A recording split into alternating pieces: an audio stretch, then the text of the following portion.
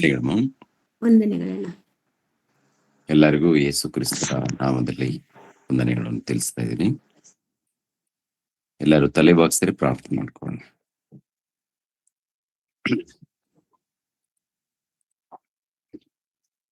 ಪ್ರಿಯ ಪರಲೋಕದಲ್ಲಿದ್ದ ನಮ್ಮ ತಂದೆಯ ದೇವರೇ, ನಿಮ್ಮ ಪವಿತ್ರವುಳ್ಳ ನಾಮಕ್ಕೆ, ಶ್ರೇಷ್ಠವುಳ್ಳ ನಾಮಕ್ಕೆ ಸ್ತೋತ್ರಗಳು ತಂದೆ. ತಂದೆ, ಈ ಒಂದು ಬೆಳಗಿನ ಜಾವದಲ್ಲಿ ನಿಮ್ಮೊಟ್ಟಿಗೆ ಮಾತನಾಡೋದಕ್ಕೆ, ಪ್ರಾರ್ಥಿಸೋದಕ್ಕೆ ತಂದೆ ನೀವು ಅವಕಾಶ ಕೊಟ್ಟಿದ್ದೀರಾ. ಅದಕ್ಕಾಗಿ ನಿಮಗೆ ಕೃತಜ್ಞತೆಗಳು, ಸ್ತೋತ್ರಗಳು ತಂದೆ. ಅದೇ ರೀತಿಯಲ್ಲಿ ಗೂಗಲ್ ಮೀಟ್ ಮೂಲಕ ನಿಮ್ಮ ಮಕ್ಕಳಾಗಿರುವಂತ ನಾವು ತಂದೆ ಸಭೆಯಾಗಿ ಸೇರಿದ್ದೀವಿ ತಂದೆಯ ದೇವರೇ. ಈ ಸೇರುವುದಕ್ಕೆ ತಂದೆ ನಿಮ್ಮ ಕೃಪೆನೇ ಕಾರಣ, ನಿಮ್ಮ ಆಶೀರ್ವಾದನೇ ಕಾರಣ ತಂದೆ. ಎಲ್ಲರೂ ಪ್ರತಿನಿತ್ಯ ನಿಮ್ಮ ವಾಕ್ಯಗಳನ್ನ ಕಲ್ತ್ಕೊಳ್ತಾ ಇದ್ದಾರೆ. ಕಲ್ತ್ಕೊಳ್ಳುವಂತ ನಿಮ್ಮ ಮಕ್ಕಳಿಗೋಸ್ಕರ ಪ್ರಾರ್ಥಿಸ್ತಾ ಇದೀನಿ. ಎಲ್ಲರನ್ನು ಇನ್ನೂ ಹೆಚ್ಚಾಗಿ ಆಶೀರ್ವದಿಸಿ, ಅದೇ ರೀತಿಯಲ್ಲಿ ಈ ಕಾರ್ಯಕ್ರಮದ ನಿಮಿತ್ತವಾಗಿ ಪ್ರಯಾಸ ಪಡುವಂತ ಮಗಳನ್ನು ಆಶೀರ್ವದಿಸಿ, ಸೇವಕರನ್ನು ಆಶೀರ್ವದಿಸಿ, ಎಲ್ಲರನ್ನೂ ಕುಟುಂಬ ಸಹಿತವಾಗಿ ಮಕ್ಕಳನ್ನು ಎಲ್ಲರನ್ನೂ ಆಶೀರ್ವದಿಸಿ ಯೇಸು ಪವಿತ್ರ ನಾಮದಲ್ಲಿ ಬೇಡ್ತಾ ಇದ್ದೀನಪ್ಪ ತಂದೆ, ಆಮೇನ್. ವಂದನೆಗಳು ಬ್ರದರ್. ವಂದನೆಗಳು. ದೇವ್ರ ನಮಕ್ಕೆ ಸ್ತೋತ್ರವಾಗ್ಲಿ. ಪ್ರತಿದಿನಾಲೂ ಹೀಗೆ ದೇವರ ಸನ್ನಿಧಾನದಲ್ಲಿ ದೇವರ ವಾಕ್ಯವನ್ನು ನೀವೆಲ್ಲರೂ ಕಲಿತಾ ಇದ್ದೀರಾ. ಅದೇ ರೀತಿಯಲ್ಲಿ ದೇವರ ಸೇವಕರು ಬಂದು ದೇವರ ವಾಕ್ಯಗಳನ್ನು ಎಲ್ಲರಿಗೂ ತಿಳಿಸ್ತಾ ಇದ್ದಾರೆ. ದೇವರಿಗೆ ಸ್ತೋತ್ರವಾಗ್ಲಿ. ಪ್ರಿಯರೇ, ಇವತ್ತು ಎರಡನೇ ಭಾಗ, ದೇವರ ರಾಜ್ಯವನ್ನು ಕುರಿತು ನಿರ್ದಿಷ್ಟವಾದ ಮಾಹಿತಿಗಳು, ಎರಡನೇ ಭಾಗವನ್ನು ಕುರಿತು ಮಾತನಾಡ್ತಾ ಇದ್ದೀನಿ. ಪ್ರತಿಯೊಬ್ಬರು ಶ್ರದ್ಧೆಯಿಂದ ವಾಕ್ಯಗಳನ್ನು ತಿಳ್ಕೊಳ್ಬೇಕೆಂಬುದಾಗಿ ಪ್ರೀತಿಯಿಂದ ಕೇಳಿಕೊಳ್ತಾ ಇದ್ದೀನಿ. ದೇವರ ರಾಜ್ಯವನ್ನು ಕುರಿತು ನಿರ್ದಿಷ್ಟವಾದ ಮಾಹಿತಿಗಳು. ಮೊದಲನೇದಾಗಿ, ಬೈಬಲ್ ಗ್ರಂಥವನ್ನು ನಾವು ಪರಿಶೋಧನೆ ಮಾಡಿ ಧ್ಯಾನ ಮಾಡುವಾಗ ದೇವರ ರಾಜ್ಯ ಎನ್ನುವಂಥದ್ದು ಸ್ಥಾಪನೆ ಮಾಡೋದಕ್ಕೆ ಹಳೆ ಒಡಂಬಡಿಕೆಯಿಂದ ನೋಡುವಾಗ ಅಲ್ಲಲ್ಲಿ ದೇವರ ವಚನಗಳು ಬರೆಯಲ್ಪಟ್ಟಿರುತ್ತೆ. ಪ್ರವಾದನೆ, ದೇವರ ವಾಕ್ಯಗಳು ಮುಂಚಿತವಾಗಿ ಪ್ರವಾದನೆ ಮಾಡಿದ್ದಾರೆ. ತನ್ನ ಪ್ರವಾದಿಗಳ ಮೂಲಕ, ಭಕ್ತರ ಮೂಲಕ. ಅಂದ್ರೆ ದೇವರು, ಪರಲೋಕದಲ್ಲಿದ್ದ ದೇವರು ರಾಜ್ಯವನ್ನು ಸ್ಥಾಪನೆ ಮಾಡುವಂಥದ್ದು. ಆ ರಾಜ್ಯಕ್ಕೆ ಅಂತ್ಯವೂ ಇರಲ್ಲ, ಅದು ಶಾಶ್ವತವಾಗಿರುತ್ತೆ ಅಂತ. ಹಳೆ ಒಡಂಬಡಿಕೆಯಲ್ಲಿ ಕೂಡ ಬಹಳ ವಚನಗಳಿರುತ್ತೆ. ಹೊಸ ಒಡಂಬಡಿಕೆಯಲ್ಲಿ ಯೇಸು ಕ್ರಿಸ್ತರ ಮೂಲಕ, ಇಲ್ಲಿದ್ರೆ ಯೋಹಾನನ ಮೂಲಕ ತಿಳಿಸಲ್ಪಟ್ಟಿದೆ ದೇವರ ರಾಜ್ಯವನ್ನು ಕುರಿತು. ದೇವರ ರಾಜ್ಯವು ಬೇರೆ ಯಾವುದೂ ಅಲ್ಲ, ದೇವರ ಸಭೆ. ದೇವರ ರಾಜ್ಯ ಬೇರೆ ಯಾವುದೂ ಅಲ್ಲ, ಮತ್ತೆ ಯಾವುದೋ ಎಲ್ಲೋ ಕಡೆಯಿಂದ ಬರುತ್ತೇನೋ, ಹೀಗಿರುತ್ತೆ ಹಾಗಿರುತ್ತೆ, ಆಗಲ್ಲ. ದೇವರ ರಾಜ್ಯ, ದೇವರ ಸಭೆ, ದೇವರ ಮಕ್ಕಳು, ಯೇಸು ಕ್ರಿಸ್ತರು ಒಂದಾಗಿರುವಂಥದ್ದು. ದೇವರ ಮಕ್ಕಳಾಗಿರುವಂತ ಭಕ್ತರು ದೀಕ್ಷಾ ಸ್ನಾನದ ಮೂಲಕ ಕ್ರಿಸ್ತನಲ್ಲಿ ಸೇರಿಸಲ್ಪಡ್ತಾರೆ.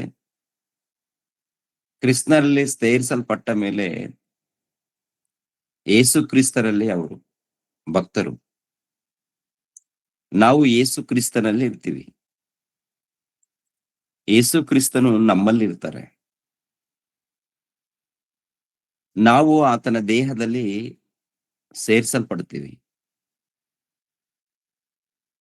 ಯಾವಾಗ ದೀಕ್ಷಾಸ್ನಾನ ತಗೊಳ್ತೀವೋ ಆತನ ದೇಹದಲ್ಲಿ ಸೇರಿಸಲ್ಪಡ್ತೀವಿ.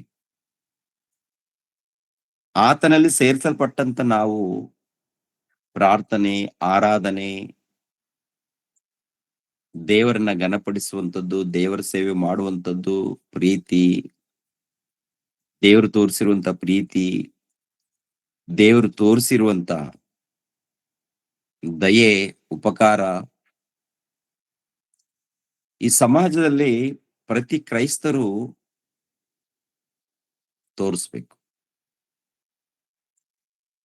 ದೇವರ ಪ್ರಾಮುಖ್ಯವಾದಂತ ಉದ್ದೇಶ ಸಭೆ ಮೂಲಕ ದೇವರ ಚಿತ್ತ ನೆರವೇರಬೇಕು. ಭಕ್ತರ ಮೂಲಕ ದೇವರು ಮೆಚ್ಚುವಂತ ಕಾರ್ಯಕ್ರಮಗಳು ನಡಿಬೇಕು. ಅದೇ ಮತ್ತಾಯನ ಬರೆದ ಸುವಾರ್ತೆ 6ನೇ ಅಧ್ಯಾಯ 9ನೇ ವಚನ 10ನೇ ವಚನದಲ್ಲಿರುವಂತ ಉದ್ದೇಶ. ಆ ಮಾತನ್ನು ಓದಿ. ಆದ್ದರಿಂದ ನೀವು ಹೀಗೆ ಪ್ರಾರ್ಥನೆ ಮಾಡತಕ್ಕದ್ದು, ಪರಲೋಕದಲ್ಲಿರುವ ನಮ್ಮ ತಂದೆಯೇ, ನಿನ್ನ ನಾಮವು ಪರಿಶುದ್ಧವೆಂದು ಎಣಿಸಲ್ಪಡಲಿ, ನಿನ್ನ ರಾಜ್ಯವು ಬರಲಿ, ನಿನ್ನ ಚಿತ್ತವು ಪರಲೋಕದಲ್ಲಿ ನೆರವೇರುವ ಪ್ರಕಾರ ಭೂಲೋಕದಲ್ಲಿಯೂ ನೆರವೇರಲಿ. ನಮ್ಮ ಅನುದಿನದ ಆಹಾರವನ್ನು ಈ ಹೊತ್ತು ದಯಪಾಲಿಸು. ಸಾಕು. ನೀವು ಹೀಗೆ ಪ್ರಾರ್ಥನೆ ಮಾಡತಕ್ಕದ್ದು, ಪರಲೋಕದಲ್ಲಿರುವ ನಮ್ಮ ತಂದೆಯೇ, ನಿನ್ನ ನಾಮವು ಪರಿಶುದ್ಧವೆಂದು ಎಣಿಸಲ್ಪಡಲಿ, ನಿನ್ನ ರಾಜ್ಯವು ಬರಲಿ, ನಿನ್ನ ಚಿತ್ತವು ಪರಲೋಕದಲ್ಲಿ ನೆರವೇರುವ ಪ್ರಕಾರ ಭೂಲೋಕದಲ್ಲಿಯೂ ನೆರವೇರಲಿ. ಭೂಲೋಕದಲ್ಲಿ ನೆರವೇರಲಿ. ನಿನ್ನ ಚಿತ್ತವು ಪರಲೋಕದಲ್ಲಿ ನೆರವೇರುವ ಪ್ರಕಾರ ಭೂಲೋಕದಲ್ಲಿ ಕೂಡ ನೆರವೇರಲಿ ಅಂತ. ಇದು ಪ್ರಾರಂಭದಲ್ಲಿ ಯೇಸು ಕ್ರಿಸ್ತರು ತನ್ನ ಶಿಷ್ಯರಿಗೆ ಕಲಿಸಿಕೊಟ್ಟಂತ ಪ್ರಾರ್ಥನೆ. ಈ ಕಾಲದಲ್ಲಿ ಇಂದಿನವರೆಗೂ ಈ ಪ್ರಾರ್ಥನೆ ಮಾಡ್ತಾ ಇರ್ತಾರೆ. ಇಂದಿನವರೆಗೂ ಎಲ್ಲಿ ತನಕ ಮಾಡ್ಬೇಕು ಇದು ಅಂದಾಗ, ದೇವರ ರಾಜ್ಯವು ಬರೋ ತನಕ ಈ ಪ್ರಾರ್ಥನೆ ಮಾಡಬೇಕು. ದೇವರ ರಾಜ್ಯವು ಬಂದ ಮೇಲೆ ಆ ರಾಜ್ಯದಲ್ಲಿ ಸೇರಿಸಲ್ಪಟ್ಟು ದೇವರ ರಾಜ್ಯವನ್ನು ಅಭಿವೃದ್ಧಿ ಮಾಡಬೇಕು. ದೇವರ ರಾಜ್ಯವನ್ನು ಅಭಿವೃದ್ಧಿ ಬೆಳೆಸಬೇಕು. ದೇವರ ರಾಜ್ಯಕ್ಕಾಗಿ, ನೀತಿಗಾಗಿ ತವಕ ಪಡಬೇಕು. ವಚನಗಳನ್ನ ಪರಿಶೋಧನೆ ಮಾಡುವಾಗ ಪ್ರಾರಂಭದಲ್ಲಿ ದೇವರ ರಾಜ್ಯವು ಬರಲಿ, ಇಲ್ಲ ದೇವರ ರಾಜ್ಯವು ಸಮೀಪವಾಗಿದೆ, ದೇವರ ರಾಜ್ಯವು ಸಮೀಪವಾಗಿದೆ, ದೇವರ ರಾಜ್ಯವು ಬರಲಿ. ಆಮೇಲೆ ಕೆಲವು ದಿನಗಳಾದ್ಮೇಲೆ ದೇವರ ರಾಜ್ಯವು ನಿಮ್ಮ ಬಳಿಯಲ್ಲಿದೆ, ದೇವರ ರಾಜ್ಯವು ಬಂದಿದೆ ಅಂತೇಳಿ ವಾಕ್ಯದ ಮೂಲಕ ಗೊತ್ತಾಗುತ್ತೆ. ಈ ದೇವರ ರಾಜ್ಯದಲ್ಲಿರುವಂತ ವ್ಯತ್ಯಾಸ ಏನು? ಬಂದಿದ್ಯಾ? ಮೊದಲನೇದಾಗಿ ಬಂದಿದ್ಯಾ, ಬಂದಿಲ್ವಾ ನೋಡುವಾಗ ಕಳೆದ ವಾರದಲ್ಲಿ ನೋಡಿದೀವಿ. ಕಳೆದ ವಾರದಲ್ಲಿ ಮಾತಾಡಿದೀವಿ. ಅದೇ ಪ್ರಕಾರ ಈ ದೇವರ ರಾಜ್ಯವನ್ನು ಕುರಿತು ಅನೇಕ ವಿಡಿಯೋಗಳನ್ನು ಕೂಡ ನಾನು ಮಾತಾಡಿದ್ದೀನಿ. ಮೊದಲನೇದಾಗಿ ಬಂದಿದ್ಯಾ, ಬಂದಿಲ್ವಾ ದೇವರ ರಾಜ್ಯ ಅಂತ ನೋಡುವಾಗ ದೇವರ ರಾಜ್ಯ ಬಂದಿದೆ. ದೇವರ ಮಕ್ಕಳು ದೇವರ ಸಭೆಯಲ್ಲಿ ಸೇರಿಸಲ್ಪಡ್ತಾರೆ. ಈ ದೇವರ ರಾಜ್ಯ ಎಂಬ ಸಭೆಯಲ್ಲಿ ದೇವರು ಮೆಚ್ಚುವಂತ ಕಾರ್ಯಕ್ರಮಗಳು ನಡಿಬೇಕು. ಅದು 1ನೇ ಶತಮಾನದಲ್ಲಿ ಪ್ರಾರಂಭವಾಗಿದೆ. ದೇವರ ರಾಜ್ಯ ಬಂದಿದೆ. ಈಗ ಈ ದೇವರ ರಾಜ್ಯದಲ್ಲಿ ಲೋಕದಲ್ಲಿದ್ದಂತ ರಾಜ್ಯಗಳಲ್ಲಿ ಇರುವಂತ ವ್ಯತ್ಯಾಸವೇನು? ಲೋಕದಲ್ಲಿದ್ದಂತ ರಾಜ್ಯವು ಅದು ಬೇರೆ ರಾಜ್ಯನ? ಲೋಕದಲ್ಲಿ ಕೂಡ ರಾಜ್ಯ, ಲೋಕದಲ್ಲಿ ರಾಜ್ಯಗಳು, ಭೂಲೋಕದಲ್ಲಿ ಅನೇಕ ದೇಶಗಳು, ಅನೇಕ ದೇಶಗಳಿಗೆ ಅನೇಕರು ಅರಸರು, ಒಡೆಯರು, ಪ್ರಭುಗಳು ಎಂದು ಕರೆಯಲ್ಪಡ್ತಾ ಇದ್ದಾರೆ. ಒಡೆಯರು ಒಂದು ಕಾಲದಲ್ಲಿ, ಈಗಿನ ಕಾಲದಲ್ಲಿ ಅಧಿಕಾರಿಗಳು, ಪ್ರಧಾನಮಂತ್ರಿಗಳು, ಅಧ್ಯಕ್ಷರು ಹೀಗೆ ಕರೆಯಲ್ಪಡ್ತಾ ಇದ್ದಾರೆ. ಒಟ್ನಲ್ಲಿ ಅಧಿಕಾರ ಲೋಕದಲ್ಲಿ ಇದ್ದಂತ ರಾಜ್ಯಕ್ಕೂ ದೇವರ ರಾಜ್ಯಕ್ಕೂ ಇರುವಂತ ವ್ಯತ್ಯಾಸ ಏನು? ಲೋಕದಲ್ಲಿ ಕೂಡ ರಾಜ್ಯಗಳು, ಲೋಕದಲ್ಲಿ ಇದ್ದಂತ ರಾಜ್ಯದಲ್ಲಿ ಅದೇ ಪ್ರಕಾರ ಈ ಲೋಕದಲ್ಲಿ ದೇವರ ರಾಜ್ಯದಲ್ಲಿ ಇರುವಂತಹ ವ್ಯತ್ಯಾಸ ಅಂತ ಗಮನಿಸುವಾಗ, ಪ್ರಿಯರ ದೇವರ ಮಕ್ಕಳಿರ, ಮತ್ತಾಯನ ಬರೆದ ಸುವಾರ್ತೆ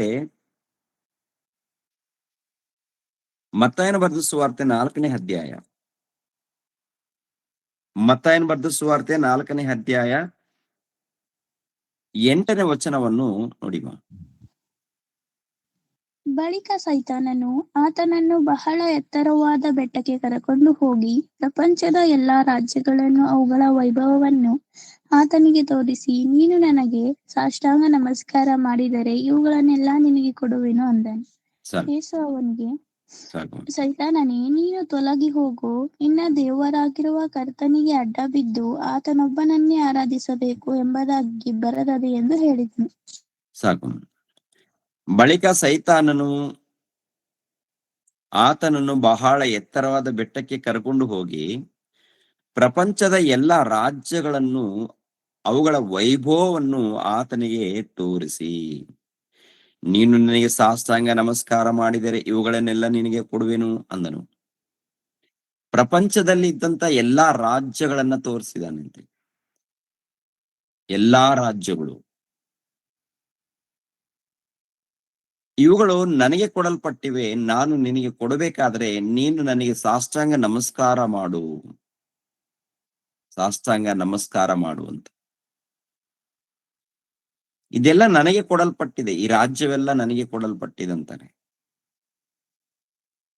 ಈ ರಾಜ್ಯದಲ್ಲಿ ಅಂದ್ರೆ ಈ ಲೋಕದಲ್ಲಿ ರಾಜ್ಯಗಳು ಇವೆಲ್ಲ ಅವನಿಗೆ ಕೊಡಲ್ಪಟ್ಟಿದೆಯಾ? ಅವನು ಬೇರೆ ರಾಜ್ಯ ಇದೆಯಾ? ಆ ರಾಜ್ಯದಲ್ಲಿ ಅವನ ಅಧಿಕಾರ ನಡೀತಾ ಇದೆಯಾ ಅಂತ ನೋಡುವಾಗ, ಎಲ್ಲ ರಾಜ್ಯಗಳ ವೈಭವ ನನ್ನದು, ಇವೆಲ್ಲ ನನಗೆ ಕೊಡಲ್ಪಟ್ಟಿದೆ. ಯಾರು ಕೊಟ್ಟಿದ್ದಾರೆ?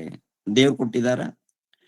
ದೇವ್ರ ಅಧಿಕಾರ ಕೊಟ್ಟಿದ್ದಾರೆ. ಲೋಕದಲ್ಲಿ ಇದ್ದಂತ ಎಲ್ಲಾರಿಗೂ ಅಧಿಕಾರ ದೇವರೇ ಕೊಟ್ಟಿದ್ದಾರೆ. ರೋಮಾಪುರದವರಿಗೆ ಬರೆದ ಪತ್ರಿಕೆ 13ನೇ ಅಧ್ಯಾಯ 1ನೇ ವಚನವನ್ನ ನೋಡಿಮ್ಮ. ಯಾರು ಕೊಡ್ತಾರೆ ಅಧಿಕಾರ? ಪ್ರತಿ ಮನುಷ್ಯನು ತನ್ನ ಮೇಲಿರುವ ಅಧಿಕಾರಿಗಳಿಗೆ ಅಧೀನನಾಗಿರಲಿ, ಯಾಕೆಂದರೆ ದೇವರಿಂದ ಹೊರತು ಒಬ್ಬರಿಗೂ ಅಧಿಕಾರವಿರುವುದಿಲ್ಲ. ರೋಮಾಪುರದವರಿಗೆ ಬರೆದ ಪತ್ರಿಕೆ 13ನೇ ಅಧ್ಯಾಯ 1ನೇ ವಚನ ಹೋಗ್ತಾ ಇದ್ದಾರೆ ಮಗಳು. ಸರಿ, ಪ್ರತಿ ಮನುಷ್ಯನು ಸಾಕು ತನ್ನ ಮೇಲಿರುವ ಸಾಕು. ಪ್ರತಿ ಮನುಷ್ಯನು ತನ್ನ ಮೇಲಿರುವ ಅಧಿಕಾರಿಗೆ ಒಳಪಡಬೇಕು. ದೇವರ ಮೂಲಕ ಬಂದಂತ ಅಧಿಕಾರ, ದೇವರ ಮೂಲಕ ಬಂದಿರುವಂತ ಅಧಿಕಾರ. ಟೋಟಲಿ ಭೂಲೋಕದಲ್ಲಿ ಎಷ್ಟು ಅಧಿಕಾರ ಇದೆಯೋ ಪ್ರಪಂಚ ದೇಶದಲ್ಲಿ ಎಲ್ಲಾ ಅಧಿಕಾರವು ದೇವರ ಮೂಲಕ ನೇಮಿಸಲ್ಪಟ್ಟಿದೆ ಅಂತೆ. ದೇವರ ಮೂಲಕ ನೇಮಿಸಲ್ಪಟ್ಟಿರುವಂತದ್ದು. ಅಂದ್ರೆ ಇದು ಸಭೆಗೆ ಸಂಬಂಧಪಟ್ಟದ್ದ, ಲೋಕದಲ್ಲಿದ್ದಂತ ಎಲ್ಲದಕ್ಕೂ ಸಂಬಂಧಪಟ್ಟದ ಅಂತ ನೋಡುವಾಗ ಇದು ಲೋಕದಲ್ಲಿ ನಡೆಯುವಂತ ಅಧಿಕಾರ. ಲೋಕದಲ್ಲಿ ನಿಮ್ಮ ಮೇಲೆ ಅಧಿಕಾರಿಗಳಿಗೆ ಒಳಪಡಿ ಅಂದ್ರೆ ಕೆಲವು ಆಜ್ಞೆಗಳಿರುತ್ತೆ. ಈ ಆಜ್ಞೆಗಳು ಕೆಲವು ಅಂದ್ರೆ ಲೋಕದಲ್ಲಿ ಅಧಿಕಾರ ಆಜ್ಞೆಗಳಿದ್ದಾಗ ನೀವು ಒಳಪಡಬೇಕು ಅಂತ ಹೇಳ್ತಾರೆ. ಹಳೆ ಒಡಂಬಡಿಕೆಯಲ್ಲಿ ನೋಡುವಾಗ ಪ್ರಿಯರ ದೇವ್ರ ಮಕ್ಕಳಿರ, ಅರಸನು 2ನೇ ಅರಸುಗಳು 19ನೇ ಅಧ್ಯಾಯ 2ನೇ ಅರಸುಗಳು 19ನೇ ಅಧ್ಯಾಯ 15ನೇ ವಚನ 16ನೇ ವಚನವನ್ನು ಗಮನಿಸಲಿ. 2ನೇ ಅರಸುಗಳು 19ನೇ ಅಧ್ಯಾಯ 15, 16ನೇ ವಚನ ಓದಿಮ. ಆತನಿಗೆ ಕೆರೂಬಿಗಳ ಮೇಲೆ ಆಸೀನನಾಗಿರುವಾತನೇ, ಇಸ್ರಾಯೇಲ್ ದೇವರೇ, ಯೆಹೋವನೇ, ಎಲ್ಲಾ ಭೂರಾಜ್ಯಗಳನ್ನು ಆಳುವ ದೇವರು ನೀನೊಬ್ಬನೇ. ಪರಲೋಕ ಭೂಲೋಕಗಳನ್ನುಂಟು ಮಾಡಿದವನು ನೀನೇ. ಯೆಹೋವನೇ, ಕಿವಿಗೊಟ್ಟು ಕೇಳು. ಯೆಹೋವನೇ, ಕಣ್ಣಿಟ್ಟು ನೋಡು. ಸನ್ಹೇರೀಬನು ಜೀವಸ್ವರೂಪ ದೇವರಾದ ನಿನ್ನನ್ನು ನಿಂದಿಸುವುದಕ್ಕೋಸ್ಕರ ಹೇಳಿ ಕಳಿಸಿದ ಮಾತುಗಳನ್ನು ಮನಸ್ಸಿಗೆ ತಂದುಕೋ. ಸಾಕು. ಇಲ್ಲಿ ಗಮನಿಸಬೇಕು ಪ್ರಿಯರೇ, ಕೆರೂಬಿಗಳ ಮೇಲೆ ಆಸೀನನಾಗಿರುವಾತನೇ, ಇಸ್ರಾಯೇಲ್ ದೇವರೇ, ಯೆಹೋವನೇ, ಎಲ್ಲಾ ಭೂರಾಜ್ಯಗಳನ್ನು ಆಳುವ ದೇವರು ನೀನೊಬ್ಬನೇ. ಪರಲೋಕ ಭೂಲೋಕಗಳನ್ನು ಉಂಟು ಮಾಡಿದವನು ನೀನೇ. ಯೆಹೋವನೇ, ಕಿವಿಗೊಟ್ಟು ಕೇಳು. ಅವರ ಮಧ್ಯದಲ್ಲಿ ಸಂಕಟ ಬಂದಿದ್ದೀರಿ ಅಂದ್ರೆ, ಸನ್ಹೇರೀಬನು ಎಂಬುವಂತ ಅರಸನು, ಅಶೂರ್ಯದ ಅರಸನು ಯೆಹೂದ್ಯರ ಮೇಲೆ ಬಂದಾಗ, ಬಾಯಿಗೆ ಬಂದ ಹಾಗೆ ಮಾತನಾಡಿದಾಗ, ಈ ಮಾತನ್ನ ಅರಸನಾದ ಹಿಜ್ಕೀಯನು ನೆನಪು ಮಾಡುವಂಥದ್ದು, ಪ್ರಾರ್ಥನೆ ಮಾಡುವಂಥದ್ದು ನೋಡ್ತೀವಿ. ಗಮನಿಸ್ಬೇಕು. ಅಂದ್ರೆ ದೇವರನ್ನ ಘನಪಡಿಸುವಂತಹ ಸಮಯದಲ್ಲಿ ಒಂದು ಮಾತು ಹೇಳ್ತಾರೆ, ಇಸ್ರಾಯೇಲ್ ದೇವರೇ, ಯೆಹೋವನೇ, ಎಲ್ಲ ಭೂರಾಜ್ಯಗಳನ್ನು ಆಳುವ ದೇವರು ನೀನೊಬ್ಬನೇ. ಪರಲೋಕದಲ್ಲಿ ಆಳ್ವಿಕೆ, ಅದೇ ಪ್ರಕಾರ ಭೂಲೋಕದಲ್ಲಿ ಆಳ್ವಿಕೆ. ಭೂಲೋಕದಲ್ಲಿ ಎಲ್ಲಾ ರಾಜ್ಯಗಳನ್ನ ಆಳುವಂತ ದೇವರು ನೀನೊಬ್ಬನೇ ಅಂತ ಹೇಳ್ತಾರೆ. ಭೂಲೋಕದಲ್ಲಿ ಎಲ್ಲಾ ರಾಜ್ಯಗಳನ್ನ ಆಳ್ತಾ ಇದ್ದಾರ ಅಂತ ನೋಡುವಾಗ, ಹೌದು ಪ್ರಿಯರೇ, ದೇವರೇ ಭೂಲೋಕದಲ್ಲಿದ್ದಂತ ಎಲ್ಲಾ ರಾಜ್ಯಗಳನ್ನು, ಪರಲೋಕದಲ್ಲಿದ್ದಂತ ಅಧಿಕಾರ ಕೂಡ ಸಂಪೂರ್ಣ ದೇವರ ಹತೋಟಿಯಲ್ಲಿ ಇರುತ್ತೆ.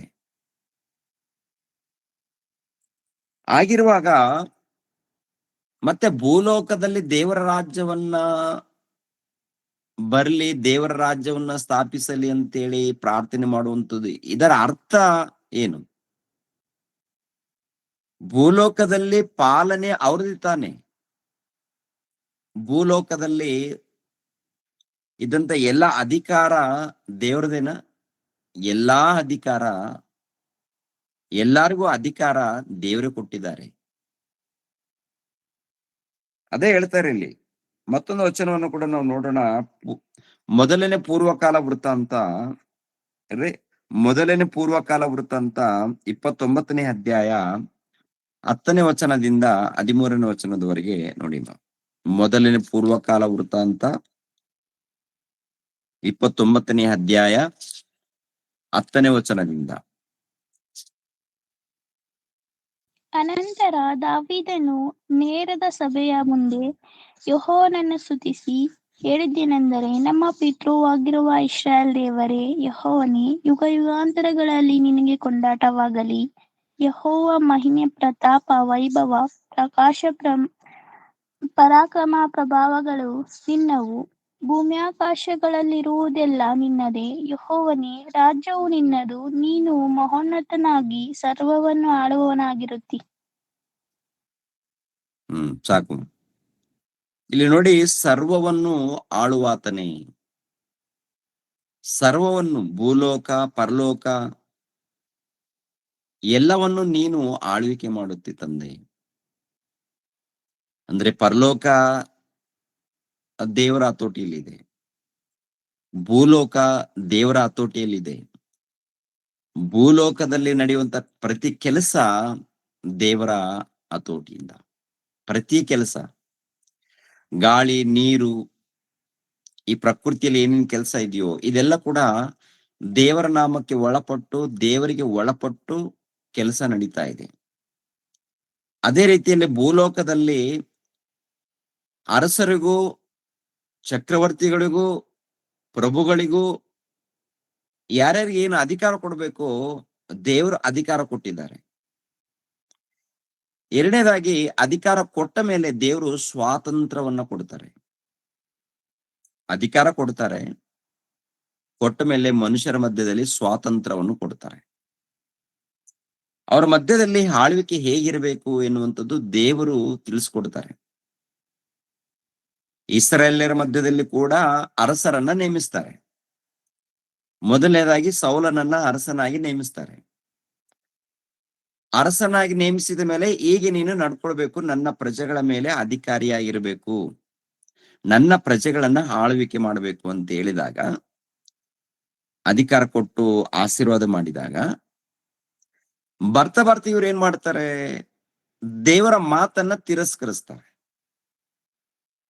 ದೇವರ ಮಾತನ್ನ ತಿರಸ್ಕರಿಸಿದ ಮೇಲೆ ಆ ಸ್ಥಾನದಲ್ಲಿ ದೇವರು ದಾವೀದನನ್ನ ನೇಮಿಸ್ತಾರೆ.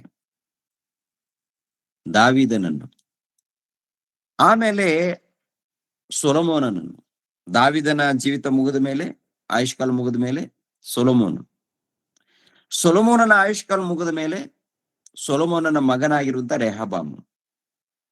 ಆ ರೆಹಬಾಮನು ದುಷ್ಟನು, ದ್ರೋಹಿಯಾಗಿರುವುದರಿಂದ ಅಲ್ಲಿ 2 ರಾಜ್ಯವಾಗಿ ಸೀಳುತ್ತೆ. 2 ರಾಜ್ಯವಾಗಿ ಸೀಳಿದಾಗಲೂ ಕೂಡ ಅಲ್ಲಿ ದೇವರೇ ಈ ರಾಜ್ಯವನ್ನು, ಅಂದ್ರೆ ಈ ಕಡೆ ಒಂದು ರಾಜ್ಯ, ಈ ಕಡೆ ಒಂದು ರಾಜ್ಯವಾಗಿ ನೇಮಿಸ್ತಾರೆ, ಅಧಿಕಾರಿಗಳನ್ನು ನೇಮಿಸ್ತಾರೆ. ಈ ಭೂಲೋಕದಲ್ಲಿ ನೋಡುವಾಗ ಇಸ್ರಾಯೇಲ್ಯರ ಮಧ್ಯದಲ್ಲಿ ಹೀಗೆ ನೇಮಿಸುವಂಥದ್ದು ಅನ್ಯರ ಮಧ್ಯದಲ್ಲಿ ಕೂಡ ನೇಮಿಸ್ತಾರೆ. ಅನ್ಯರ ಮಧ್ಯದಲ್ಲೂ ಕೂಡ ದೇವರ ಅಧಿಕಾರವನ್ನು ಕೊಡ್ತಾರೆ. ಭೂಲೋಕದಲ್ಲಿ ಆಳ್ವಿಕೆ ಅವರದೇ. ಒಂದ್ಸರಿ ಕೀರ್ತನೆ ಗ್ರಂಥ 103ನೇ ಅಧ್ಯಾಯ 19ನೇ ವಚನವನ್ನ ನೋಡಿ. ಕೀರ್ತನೆ ಗ್ರಂಥ 103ನೇ ಅಧ್ಯಾಯ 19ನೇ ವಚನ. 103 19ನೇ ವಚನವನ್ನ ಓದಿ ನಾವು. ಕೀರ್ತನೆ ಗ್ರಂಥ. ಯೆಹೋವನು ಮೇಲನ್ನ ಲೋಕದಲ್ಲಿ ತನ್ನ ಸಿಂಹಾಸನವನ್ನು ಸ್ಥಾಪಿಸಿದ್ದಾನೆ. ಆತನು ಸಮಸ್ತವನ್ನು ಆಳುತ್ತಾನೆ. ದೇವದೂತರೇ, ಆತನ ಶಬ್ದಕ್ಕೆ ಕಿವಿಗೊಡುವವರೇ, ಆತನ ಆಜ್ಞೆಯನ್ನು ಮೀರಿಸುವ ಶಾಲಿಗಳೇ, ಯೆಹೋವನನ್ನು ಕೊಂಡಾಡಿರಿ. ಆತನ ಸೈನ್ಯಗಳೇ, ಆತನ ಮೆಚ್ಚಿಕೆಯನ್ನು ನೆರವೇರಿಸುವ ಸೇವಕರೇ, ಯೆಹೋವನನ್ನು ಕೊಂಡಾಡಿರಿ. ಆತನ ರಾಜ್ಯದ ಸರ್ವ ಸಮಸ್ತಗಳಲ್ಲಿರುವ ಎಲ್ಲಾ ಸೃಷ್ಟಿಗಳೇ, ಯೆಹೋವನನ್ನು ಕೊಂಡಾಡಿರಿ. ನನ್ನ ಮನವೇ, ಯೆಹೋವನನ್ನು ಕೊಂಡಾಡಿ. ಯೆಹೋವನು ಮೇಲಣ ಲೋಕದಲ್ಲಿ ತನ್ನ ಸಿಂಹಾಸನವನ್ನು ಸ್ಥಾಪಿಸಿದ್ದಾನೆ. ಆತನು ಸಮಸ್ತವನ್ನು ಆಳುತ್ತಾನೆ. ಸಮಸ್ತವನ್ನು. ಪರಲೋಕದಲ್ಲಿ ಕೋಟಿ ದೇವದೂತರಿದ್ದಾರೆ, ಅಲ್ಲಿ ಆಳ್ವಿಕೆ. ಭೂಲೋಕದಲ್ಲಿ ಮಾನವರಿದ್ದಾರೆ, ಇಲ್ಲಿ ಆಳ್ವಿಕೆ.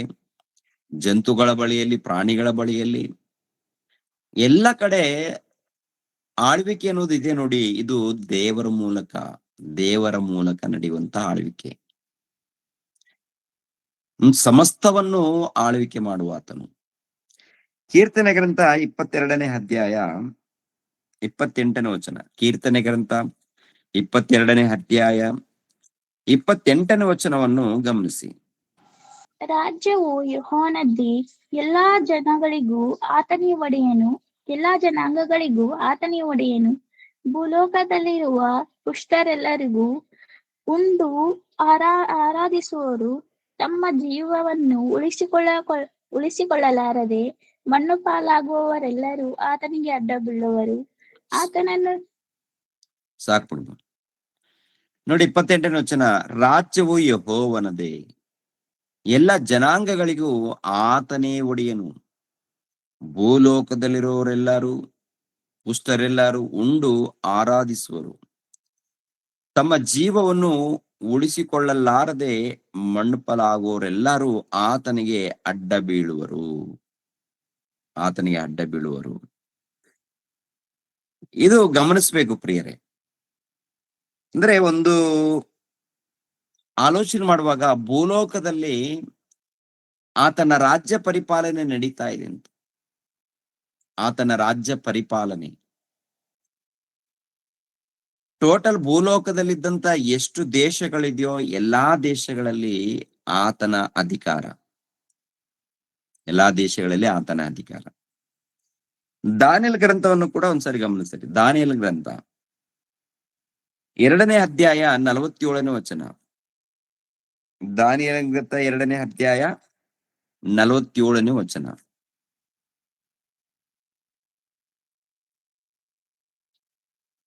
ಅವನ ಮಾತಿಗೆ ಪ್ರತ್ಯುತ್ತರವಾಗಿ ನೀನು 2ನೇ ಈ ಅಧ್ಯಾಯ 47. ರಹಸ್ಯವನ್ನು ಓದ್ತಾ ಇದ್ರಮ್ಮ? ಅವನ ಮಾತಿಗೆ ಪ್ರತ್ಯುತ್ತರವಾಗಿ ನೀನು ಈ ರಹಸ್ಯವನ್ನು ಬಯಲಿಗೆ ತರಲು ಸಮರ್ಥನಾದ ಕಾರಣ ನಿಮ್ಮ ದೇವರು ದೇವಾರಾಧನೆಯವರು ರಾಜನು ಒಡೆಯನು ರಹಸ್ಯಗಳನ್ನು ವ್ಯಕ್ತಪಡಿಸಿಕೊಳ್ಳುವವರು ಆಗಿದ್ದಾನೆಂಬುದು ನಿಶ್ಚಯ ಎಂದು ಹೇಳಿದನು. ಸಾಕು.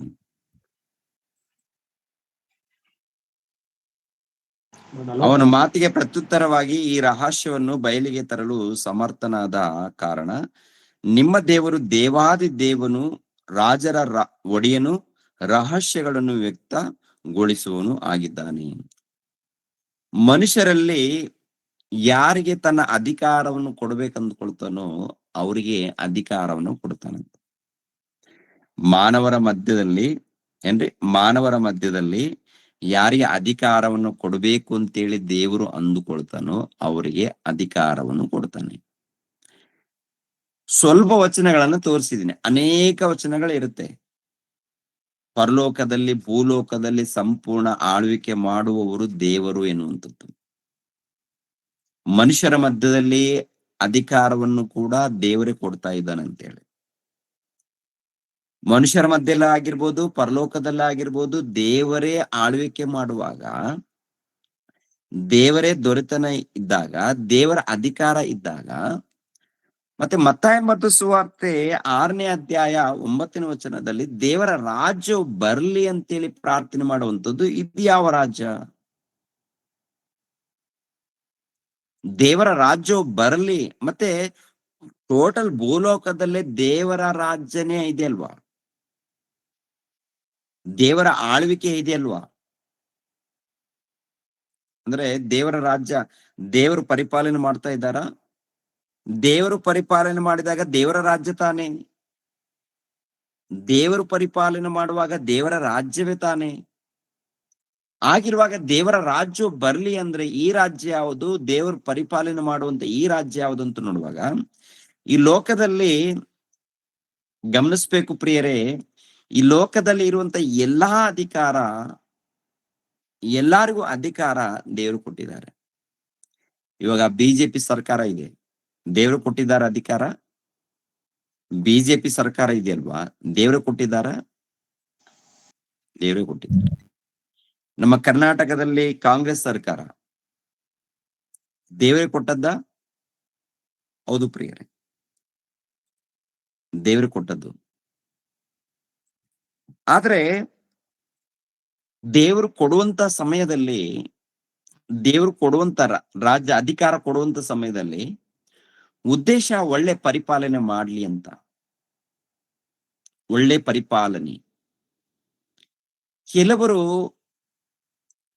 ಇಷ್ಟ ಬಂದಾಗೆ ಪರಿಪಾಲನೆ ಮಾಡ್ತಾರೆ.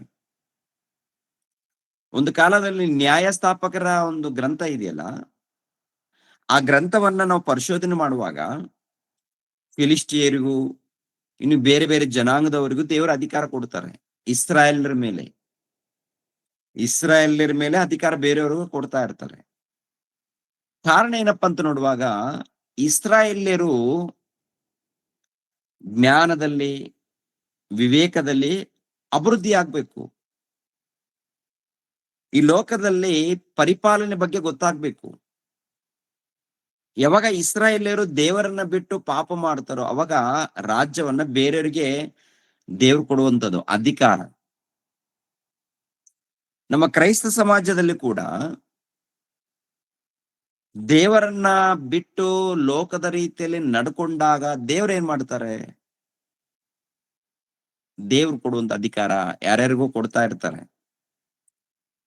ಆದ್ರೂ ದೇವ್ರು ಗಮನಿಸ್ತಾ ಇರ್ತಾರೆ, ಎಲ್ಲವನ್ನು ಗಮನಿಸ್ತಾ ಇರ್ತಾರೆ. ಅಷ್ಟು ಸುಲಭವಾಗಿ ಕೈ ಬಿಡಲ್ಲ ಯಾರನ್ನು.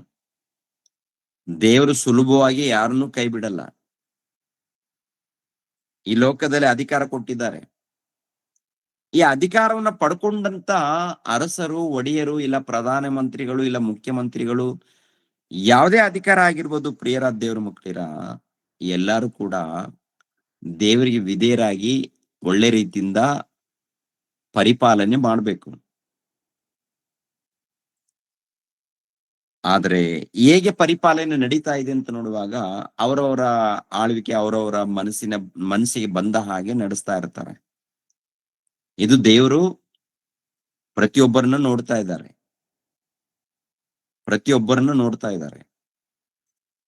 ಕ್ರಿಸ್ತ ಪೂರ್ವದಲ್ಲಿ ಕೂಡ ಅಧಿಕಾರವನ್ನು ಕೊಟ್ಟಿದ್ದಾರೆ. ಈ ಅಧಿಕಾರವನ್ನು ಕೊಟ್ಟ ಮೇಲೆ ದೇವರೇ ಅಧಿಕಾರವನ್ನು ಕೊಟ್ಟು ಅವರ ಹಿಂದೆ, ಅಂದ್ರೆ ಈ ಲೋಕದ ಹಿಂದೆ ತನ್ನ ದೂತರನ್ನ ಕಾವಲಿಗಿಟ್ಟು ಲೋಕವನ್ನು ಕಾಪಾಡ್ತಾರೆ. ಎರಡನೇದಾಗಿ ಭಕ್ತರನ್ನು ಕಾಪಾಡ್ತಾರೆ. ಮೂರನೇದಾಗಿ ಅರಸರು ಹೇಗೆ ಪರಿಪಾಲನೆ ಮಾಡ್ತಾರೆ ಅದನ್ನು ಕೂಡ ಗಮನಿಸ್ತಾರೆ. ಒಟ್ಟಿನಲ್ಲಿ ವಾಕ್ಯದ ಮೂಲಕ ನಾವು ಆಲೋಚನೆ ಮಾಡುವಾಗ ದೇವರ ಮೂಲಕನೇ ಟೋಟಲ್ ಲೋಕದಲ್ಲಿ ರಾಜ್ಯ ಪರಿಪಾಲನೆ ನಡೆಯುವಾಗ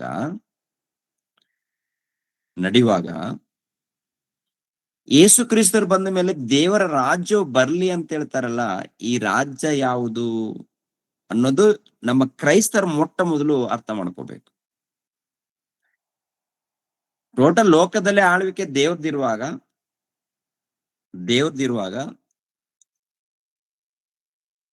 ಮತ್ತೆ ದೇವರ ರಾಜ್ಯ ಬರ್ಲಿ ಅನ್ನುವಂತ ಮಾತಿದೆಯಲ್ಲ, ದೇವರ ರಾಜ್ಯ ಬರ್ಲಿ ಅಂತ.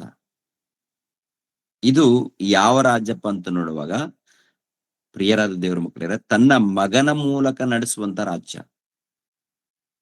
ತನ್ನ ಪ್ರಿಯ ಕುಮಾರನ ಮೂಲಕ ನಡೆಸುವಂತ ರಾಜ್ಯ. ಲೋಕದಲ್ಲಿ ಎಲ್ಲರಿಗೂ ರಾಜ್ಯ ಅಧಿಕಾರವನ್ನು ಕೊಟ್ಟಿದ್ದಾರೆ. ಎಲ್ಲರೂ ಹೇಗೆ ಪರಿಪಾಲನೆ ಮಾಡಿದ್ದಾರೆ?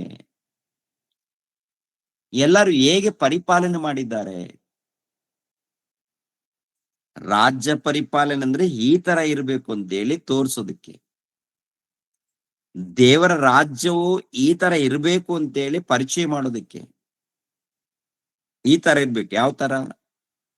ದೇವರ ರಾಜ್ಯವು ಅಂದಾಗ, ರಾಜ್ಯ ಪರಿಪಾಲನೆ ಅಂದಾಗ ಈ ತರ, ಅಂದ್ರೆ ಯೇಸು ಕ್ರಿಸ್ತರ ಮೂಲಕ ಸ್ಥಾಪನೆಯಾದಂತ ಸಭೆ,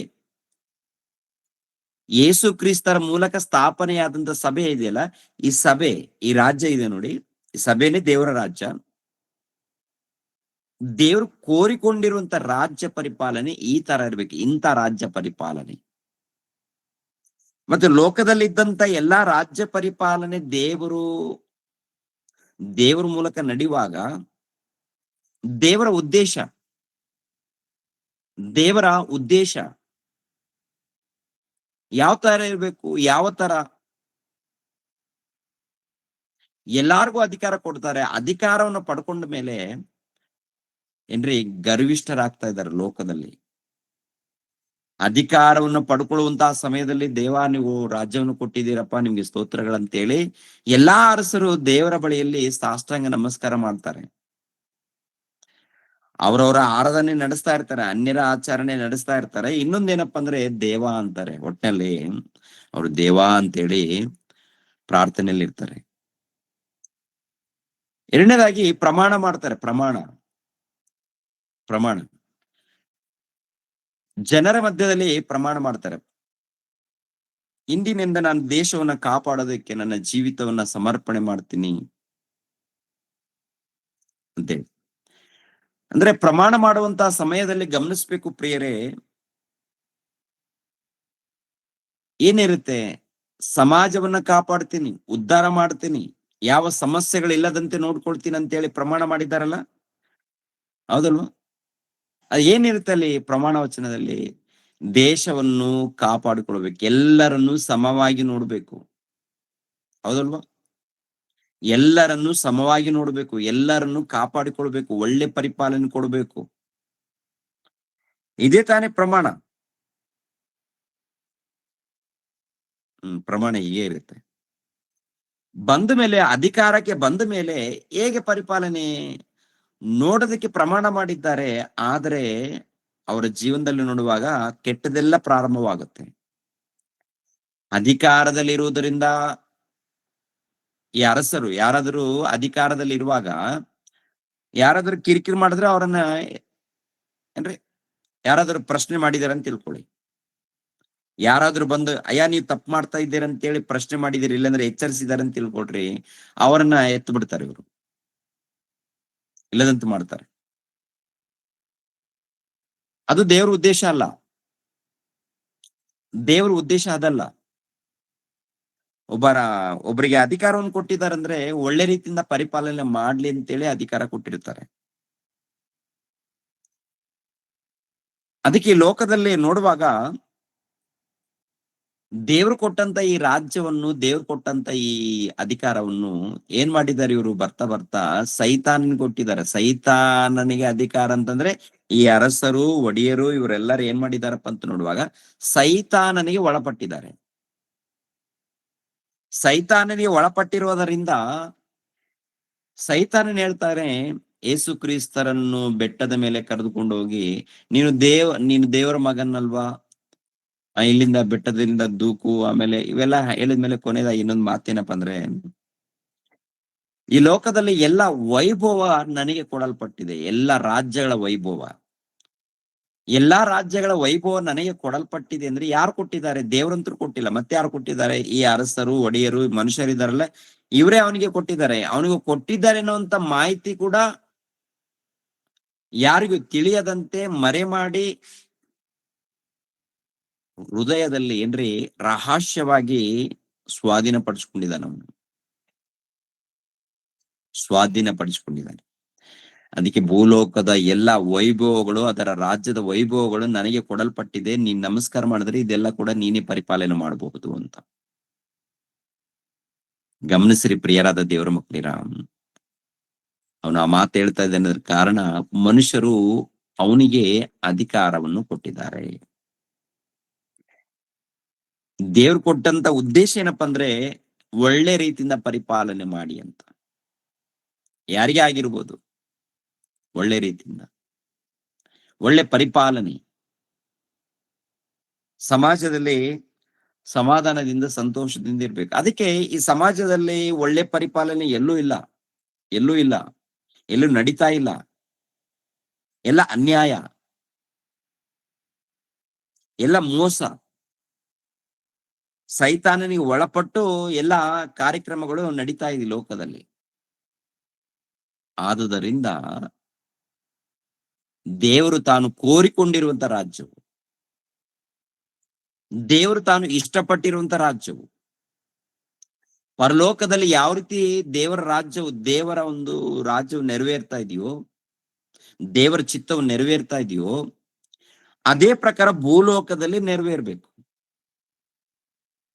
ಯಾವ ಅರಸರು ನೋಡಿದ್ರು ಕೂಡ ಎಲ್ಲರೂ ಕೂಡ ತಮ್ಮ ಸ್ವಾರ್ಥಕ್ಕಾಗಿನೇ ಪರಿಪಾಲನೆ ಮಾಡಿದ್ದಾರೆ. ಎಷ್ಟು ಮಂದಿ ಅರಸರು, ಕೊನೆಯದಾಗಿ ಇಸ್ರಾಯೇಲರ ಮಧ್ಯದಲ್ಲೂ ಕೂಡ ಸ್ವಾರ್ಥದಿಂದ ಪರಿಪಾಲನೆ ಮಾಡಿದ್ದಾರೆ. ಯಥಾರ್ಥವಾದಂತ ಪರಿಪಾಲನೆ ಎಲ್ಲೂ ಇಲ್ಲ. ಲೋಕದಲ್ಲಿ ಅನ್ಯರ ಮಧ್ಯದಲ್ಲಿಲ್ಲ, ಇಸ್ರಾಯೇಲರ ಮಧ್ಯದಲ್ಲೂ ಕೂಡ ಕಾಣ್ತಾ ಇಲ್ಲ. ದೇವರು ಮೆಚ್ಚುವಂತ, ದೇವರು ಇಷ್ಟಪಡುವಂತ, ದೇವರು ಸಂತೋಷ ಪಡುವಂತ ರಾಜ್ಯವು ಭೂಲೋಕದಲ್ಲಿ ನಡಿಬೇಕು. ಭೂಲೋಕದಲ್ಲಿ ಆತನ ಚಿತ್ತ ನೆರವೇರ್ಬೇಕು. ನೆರವೇರ್ಬೇಕಾದ್ರೆ ತನ್ನ ಪ್ರಿಯ ಕುಮಾರ್ ಈ ಲೋಕಕ್ಕೆ ಬರುವಂತದ್ದು. ತನ್ನ ಪ್ರಿಯ ಕುಮಾರನು ಈ ಲೋಕಕ್ಕೆ ಬರುವಂತದ್ದು ಮರಿಯಮ್ಮಳ ಗರ್ಭದ ಮೂಲಕ. ದೈವ ಕುಮಾರನು ಹುಟ್ಟಿದಾಗ ಯೆಹೂದ್ಯರಿಗೆ ಅರಸನು ಹುಟ್ಟಿದವನು ಎಲ್ಲಿದ್ದಾರಂತೇಳಿ ಮೂಡಣ ದೇಶದಿಂದ ಜ್ಞಾನಿಗಳು ಬರ್ತಾರೆ. ಅವರು ಜ್ಞಾನಿಗಳು ಅಂತೇಳಿ ದೇವರು ಬರ್ಸಿದ್ದಾರೆ. ಅವ್ರಿಗೆ ಅರ್ಥ ಆಗಿದೆ, ಯೆಹೂದ್ಯರಲ್ಲಿ ಹುಟ್ಟಿದಂತ ಅರಸನು ಅಂತೇಳಿ ಮೂಡಣ ದೇಶದಿಂದ ಬಂದಂತ ಜ್ಞಾನಿಗಳಿಗೆ ಅರ್ಥ ಆಗಿದೆ. ಮೂಡಣ ದೇಶದಿಂದ ಬಂದಂತ ಜ್ಞಾನಿಗಳಿಗೆ, ಧರ್ಮಶಾಸ್ತ್ರವನ್ನ ಪಡ್ಕೊಂಡಂತ ಇಸ್ರಾಯೇಲ್ ಜನಾಂಗದವರಿಗೆ ಅರ್ಥ ಆಗಿಲ್ಲ ದೇವರ ರಾಜ್ಯವನ್ನ ಕುರಿತು. ಆತನು ರಾಜು, ಆತನು ಅರಸನು, ಆತನು ಒಡೆಯನು. ಯಾರು? ಯೇಸು ಕ್ರಿಸ್ತರು ಒಡೆಯನು, ಅರಸನು. ಯೆಹೂದ್ಯರಿಗೆ ಅರಸನಾಗಿ ಹುಟ್ಟಿರುವಂತ ರಾಜನು ಎಲ್ಲಿ ಅಂತೇಳಿ ಹುಡುಕಿಕೊಂಡು ಬಂದಿದ್ದಾರ? ಹುಡುಕಿಕೊಂಡು ಮೂಡಣ ದೇಶದಿಂದ ಸುಮಾರು ಪ್ರಯಾಣ ಮಾಡಿದ್ದಾರೆ ಪ್ರಿಯರೇ. 2ನೇ ಅಧ್ಯಾಯ, ಮತ್ತಾಯನ ಬರೆದ ಸುವಾರ್ತೆ 2ನೇ ಅಧ್ಯಾಯ 1ನೇ ವಚನ 2ನೇ ವಚನ ಓದ್ತೀನಿ. ಟೈಮ್ ಆಯ್ತು. ಅರಸನಾದ ಏರೋದನ ದಿನದಲ್ಲಿ ಯೂದಾಯ ಸೀಮೆಯ ಬೆತ್ಲೆಹೆಮ್ ಎಂಬ ಊರಲ್ಲಿ ಯೇಸು ಹುಟ್ಟಿದಾಗ ಮೂಡಣ ದೇಶದ ಜೋಯಿಷ್ಯರು ಯೆರೂಸಲೇಮಿಗೆ ಬಂದು, ಯೆಹೂದ್ಯರ ಅರಸನಾಗಿ ಹುಟ್ಟಿದವನು ಎಲ್ಲಿದ್ದಾನೆ? ಆತನನ್ನು ಸೂಚಿಸುವ ನಕ್ಷತ್ರವನ್ನು ನಾವು ಮೂಡಣ ದೇಶದಲ್ಲಿ ಕಂಡು ಆತನಿಗೆ ಅಡ್ಡ ಬೀಳುವುದಕ್ಕೆ ಬಂದೆವು. ಯೆಹೂದ್ಯರಿಗೆ ಅರಸನು. ಮೊದಲನೇದಾಗಿ ದೇವದೂತನು ಬಂದು ಮರಿಯಮ್ಮಳಿಗೆ ಹೇಳುವಂಥದ್ದು, ಅಮ್ಮ, ನಿನ್ನ ಮೂಲಕ ಲೋಕ ರಕ್ಷಕರು ಹುಡ್ತಾ ಇದ್ದಾನೆ. ಆತನು ಒಡೆಯನು, ಇಸ್ರಾಯೇಲ್ಯರ ರಾಜ್ಯವನ್ನ ಸ್ಥಿರಪಡಿಸ್ತಾನೆ, ಲೋಕವನ್ನ ಆಳ್ವಿಕೆ ಮಾಡ್ತಾನೆ. ಆತನ ರಾಜ್ಯವು ಎಂದಿಗೂ ಅಳಿಯದು. ಆತನ ರಾಜ್ಯಕ್ಕೆ ಅಂತ್ಯವೇ ಇಲ್ಲ. ಆತನ ರಾಜ್ಯಕ್ಕೆ ಅಂತ್ಯವಿಲ್ಲ. ಆತನ ರಾಜ್ಯಕ್ಕೆ ಕೊನೆಯಿಲ್ಲ, ಮುಕ್ತಾಯವಿಲ್ಲ. ಅದ್ಭುತವಾದಂತ ರಾಜ್ಯ, ದೇವರು ಇಷ್ಟಪಡುವಂತ ರಾಜ್ಯ, ದೇವರ ಸಂಕಲ್ಪವನ್ನು ನೆರವೇರಿಸುವಂತ ರಾಜ್ಯ. ಭೂಲೋಕದಲ್ಲಿ ರಾಜ್ಯಗಳಿದೆ, ಅಧಿಕಾರವನ್ನು ದೇವರು ಕೊಟ್ಟಿದ್ದಾರೆ. ಆದ್ರೆ ಸ್ವಾರ್ಥಿಗಳಾಗಿ ಅರಸರು, ಒಡೆಯರು, ಚಕ್ರವರ್ತಿಗಳು ಸ್ವಾರ್ಥಿಗಳಾಗಿ ತಮ್ಮ ಸ್ವಂತಕ್ಕಾಗಿ ಪ್ರಯಾಸ ಪಟ್ಟಿದ್ದಾರೆ. ಅವರು ಅರಸರಲ್ಲಿ ಏನ್ ಮಾಡಿದ್ದಾರೆ? ದೇವರ ಪ್ರಜೆಗಳನ್ನ ಹಾಳು ಮಾಡಿದ್ದಾರೆ. ದೇವರ ಪ್ರಜೆಗಳನ್ನ ಸ್ವಾಧೀನಪಡಿಸಿಕೊಂಡಿದ್ದಾರೆ, ಹಾಳು ಮಾಡಿದ್ದಾರೆ. ಲೋಕದಲ್ಲಿ ದೇವರ ಚಿತ್ತ ನೆರವೇರ್ತಾ ಇಲ್ಲ. ಈ ಲೋಕದಲ್ಲಿ ದೇವರ ಚಿತ್ತ ನೆರವೇರ್ಬೇಕಾದ್ರೆ ಮತ್ತಾರನ್ನ? ತನ್ನ ಪ್ರಿಯ ಕುಮಾರನನ್ನು ಕಳಿಸ್ಕೊಡ್ತಾರೆ. ತನ್ನ ಪ್ರಿಯ ಕುಮಾರನನ್ನು ಕಳಿಸ್ಕೊಡ್ತಾರೆ.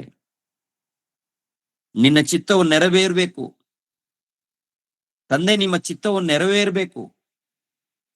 ಪರಲೋಕದಲ್ಲಿ ನಿನ್ನ ಚಿತ್ತವು ನೆರವೇರುವ ಪ್ರಕಾರ ಭೂಲೋಕದಲ್ಲಿ ನೆರವೇರ್ಬೇಕು. ಭೂಲೋಕದಲ್ಲಿ ನೆರವೇರ್ಬೇಕಾದ್ರೆ ಯೇಸು ಕ್ರಿಸ್ತರು ಬರಬೇಕು.